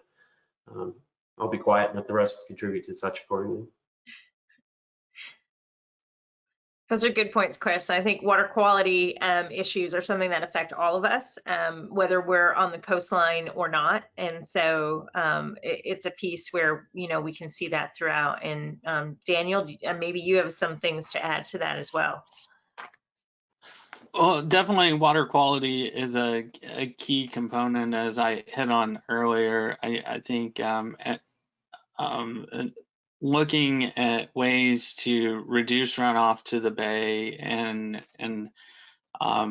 provide water quality protection to the bay is critical for the community. The Tampa Bay is really one of the biggest draws to living in the Tampa region. So it is in the way that we look at and improve the infrastructure and bring in sea level rise into all of the capital improvement projects throughout the bay. We really need to focus on how to provide those water quality protection measures, whether it's things like pervious solutions for on-street parking is like an example where you can reduce runoff that ultimately makes it to the bay. So that's just one example of a slew of different things that you can do to reduce the runoff and provide water quality benefit. We have 3 questions. A couple came in through the dialogue box, and then somebody who's waiting with their hand up. But the first question is, what are some of the, this is from Nicole Lynn, what are some of the strategies for implementing policy without scaring officials and complicating the process of the implementation, without locking out new development or redevelopment and gentrifying neighborhoods? So this gets back to something that was discussed earlier about how do we implement, what strategies can we implement given all of the pressures that we're all on and some of the competing interests?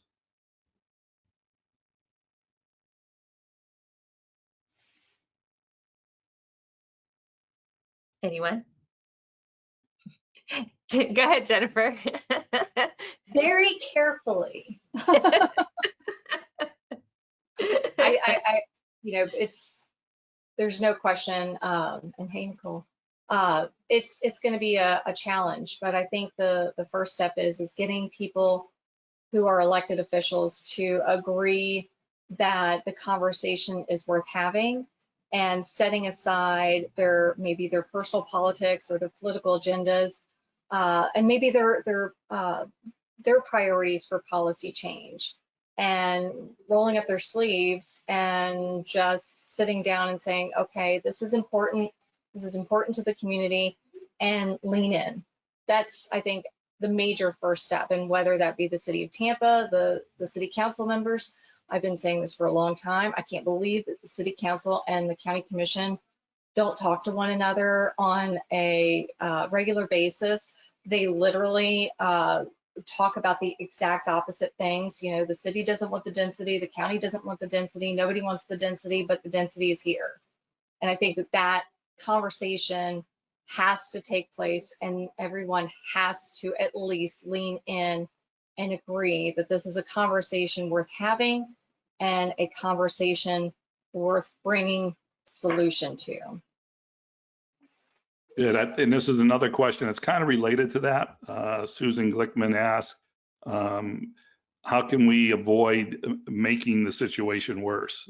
Picking up on Jake's comment on density and also Heidi's comment on creating jobs and making homes more efficient. So how do we try to move forward without making our situation more challenging or make it worse?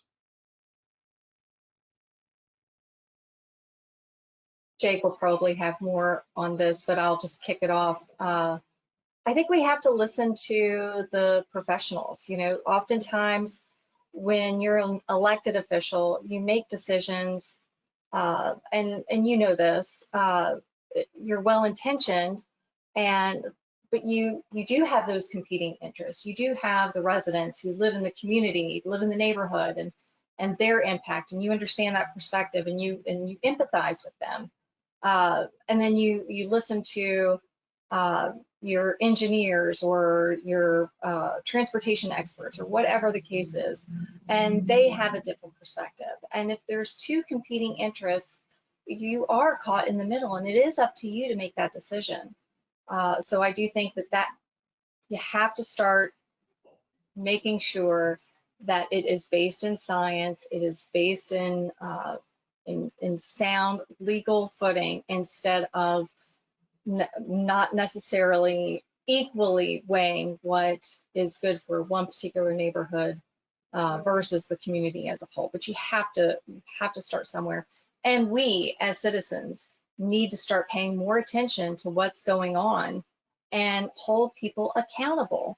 We cannot continue to just think, oh, well, you know, that's happening over there, but that doesn't really affect me. It does. It absolutely does. Does anybody else have something to add on that particular question before I go to the next one? I will say one of the things that I thought was fascinating back in the day, I'm showing my age maybe a little bit, but Hillsborough County had an extremely ambitious, and it was countywide, post-disaster redevelopment plan. And a lot of that happened because Hurricane Katrina, we had some residents, or we had some parts of the county that went out to Hancock County, Mississippi. And what ended up happening is we basically adopted that county for a while. And so you had the county administrator, you had department heads go and sit in that county and try to help them rebuild. And, you know, a lot of this is the cliche devil's in the details. And when you go and you sit in somebody else's shoes that's gone through that, all of a sudden it's real. It's not a thing on paper. It's not a color map. You start realizing that if, you know, these things are going to happen to you soon. And if you don't get ahead of it, it's going to be a monster. So any opportunity to make this more tangible, you know, whether it's one of these, you know, a group of elected officials or people working on a vision and going to Norfolk or Virginia Beach or Louisiana and maybe understanding at that community planning level, you know, what they're facing, you know, I think it's going to help encourage them to put some of these plans in action sooner than later and really understand what it might mean to them as elected officials, what pressures are going to get from citizens and departments and finance and all those implications. Great. We have a question. Ron Weaver is online with a question. Go ahead, Ron. Thank you, panel. One last question about getting ahead of not having too much regulation or having the government have to buy expensive land in order to mitigate. Is there some way that we could mobilize some of the techniques mentioned this morning in Louisiana, South Carolina, Norfolk, and then the environmental bond fund? As I recall, there was an environmental bond fund in order to go buy some of these properties while they're affordable. The DOT uses advanced acquisition. They go to an owner who's willing to sell, and they get the land right away a year or two ahead. That way they don't have to condemn it and pay more for it at the wrong time. Is there some way that we could use some of the ELAP monies or some of these other funds in order to go get the vulnerable properties and the properties that can help mitigate, like in Andy's presentation, in order to try to get ahead of all this instead of over-regulating it when the time comes.